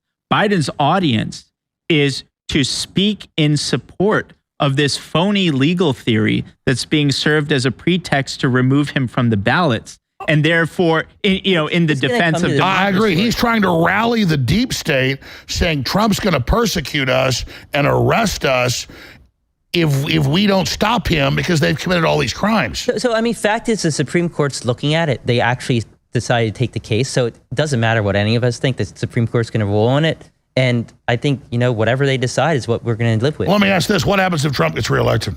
What do you mean, what happens? Well, what do you think? They've still got criminal investigations, criminal trials. Oh, so you mean if he gets reelected before being sentenced, if he is convicted? Yeah. I think he just takes over being president. He'll pardon himself or give the presidency. And I don't. He didn't persecute his political opposition when he was in.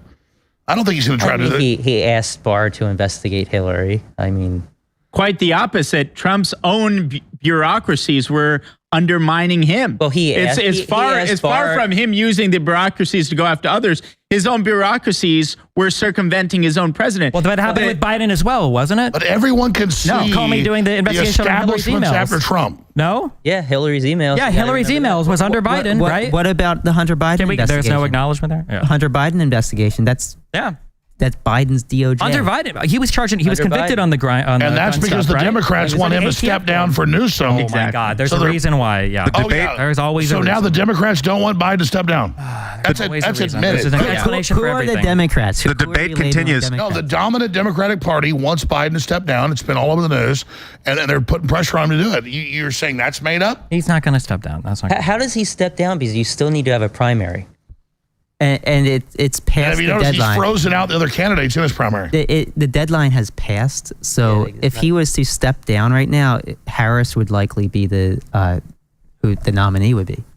Well, it's too late for Newsom. Like he'd miss out on several states. Go ahead. We've really answered that question. we hammered that one right to the ground. Ladies and gentlemen, tonight is coming to a close. Zero Hedge, thank you so much for putting this debate on, and everybody on the panel, man. Darren Beatty, Alex Jones, Steve Bonnell, Brian Krassentein, Glen Greenwald. Tell us about your show, what you do. I'm the co-host of Timcast IRL on YouTube, Monday through Friday, 8 p.m. Eastern Standard Time with Tim Pool. It's a blast. We talk about technology, politics, and culture. Darren, you? Yep, my website is revolver.news. We broke a lot of these January 6 stories. Take the challenge for yourself. Go to revolver.news. Look at the pieces, in particular the Ray Epps series and the Pipe Bomb series.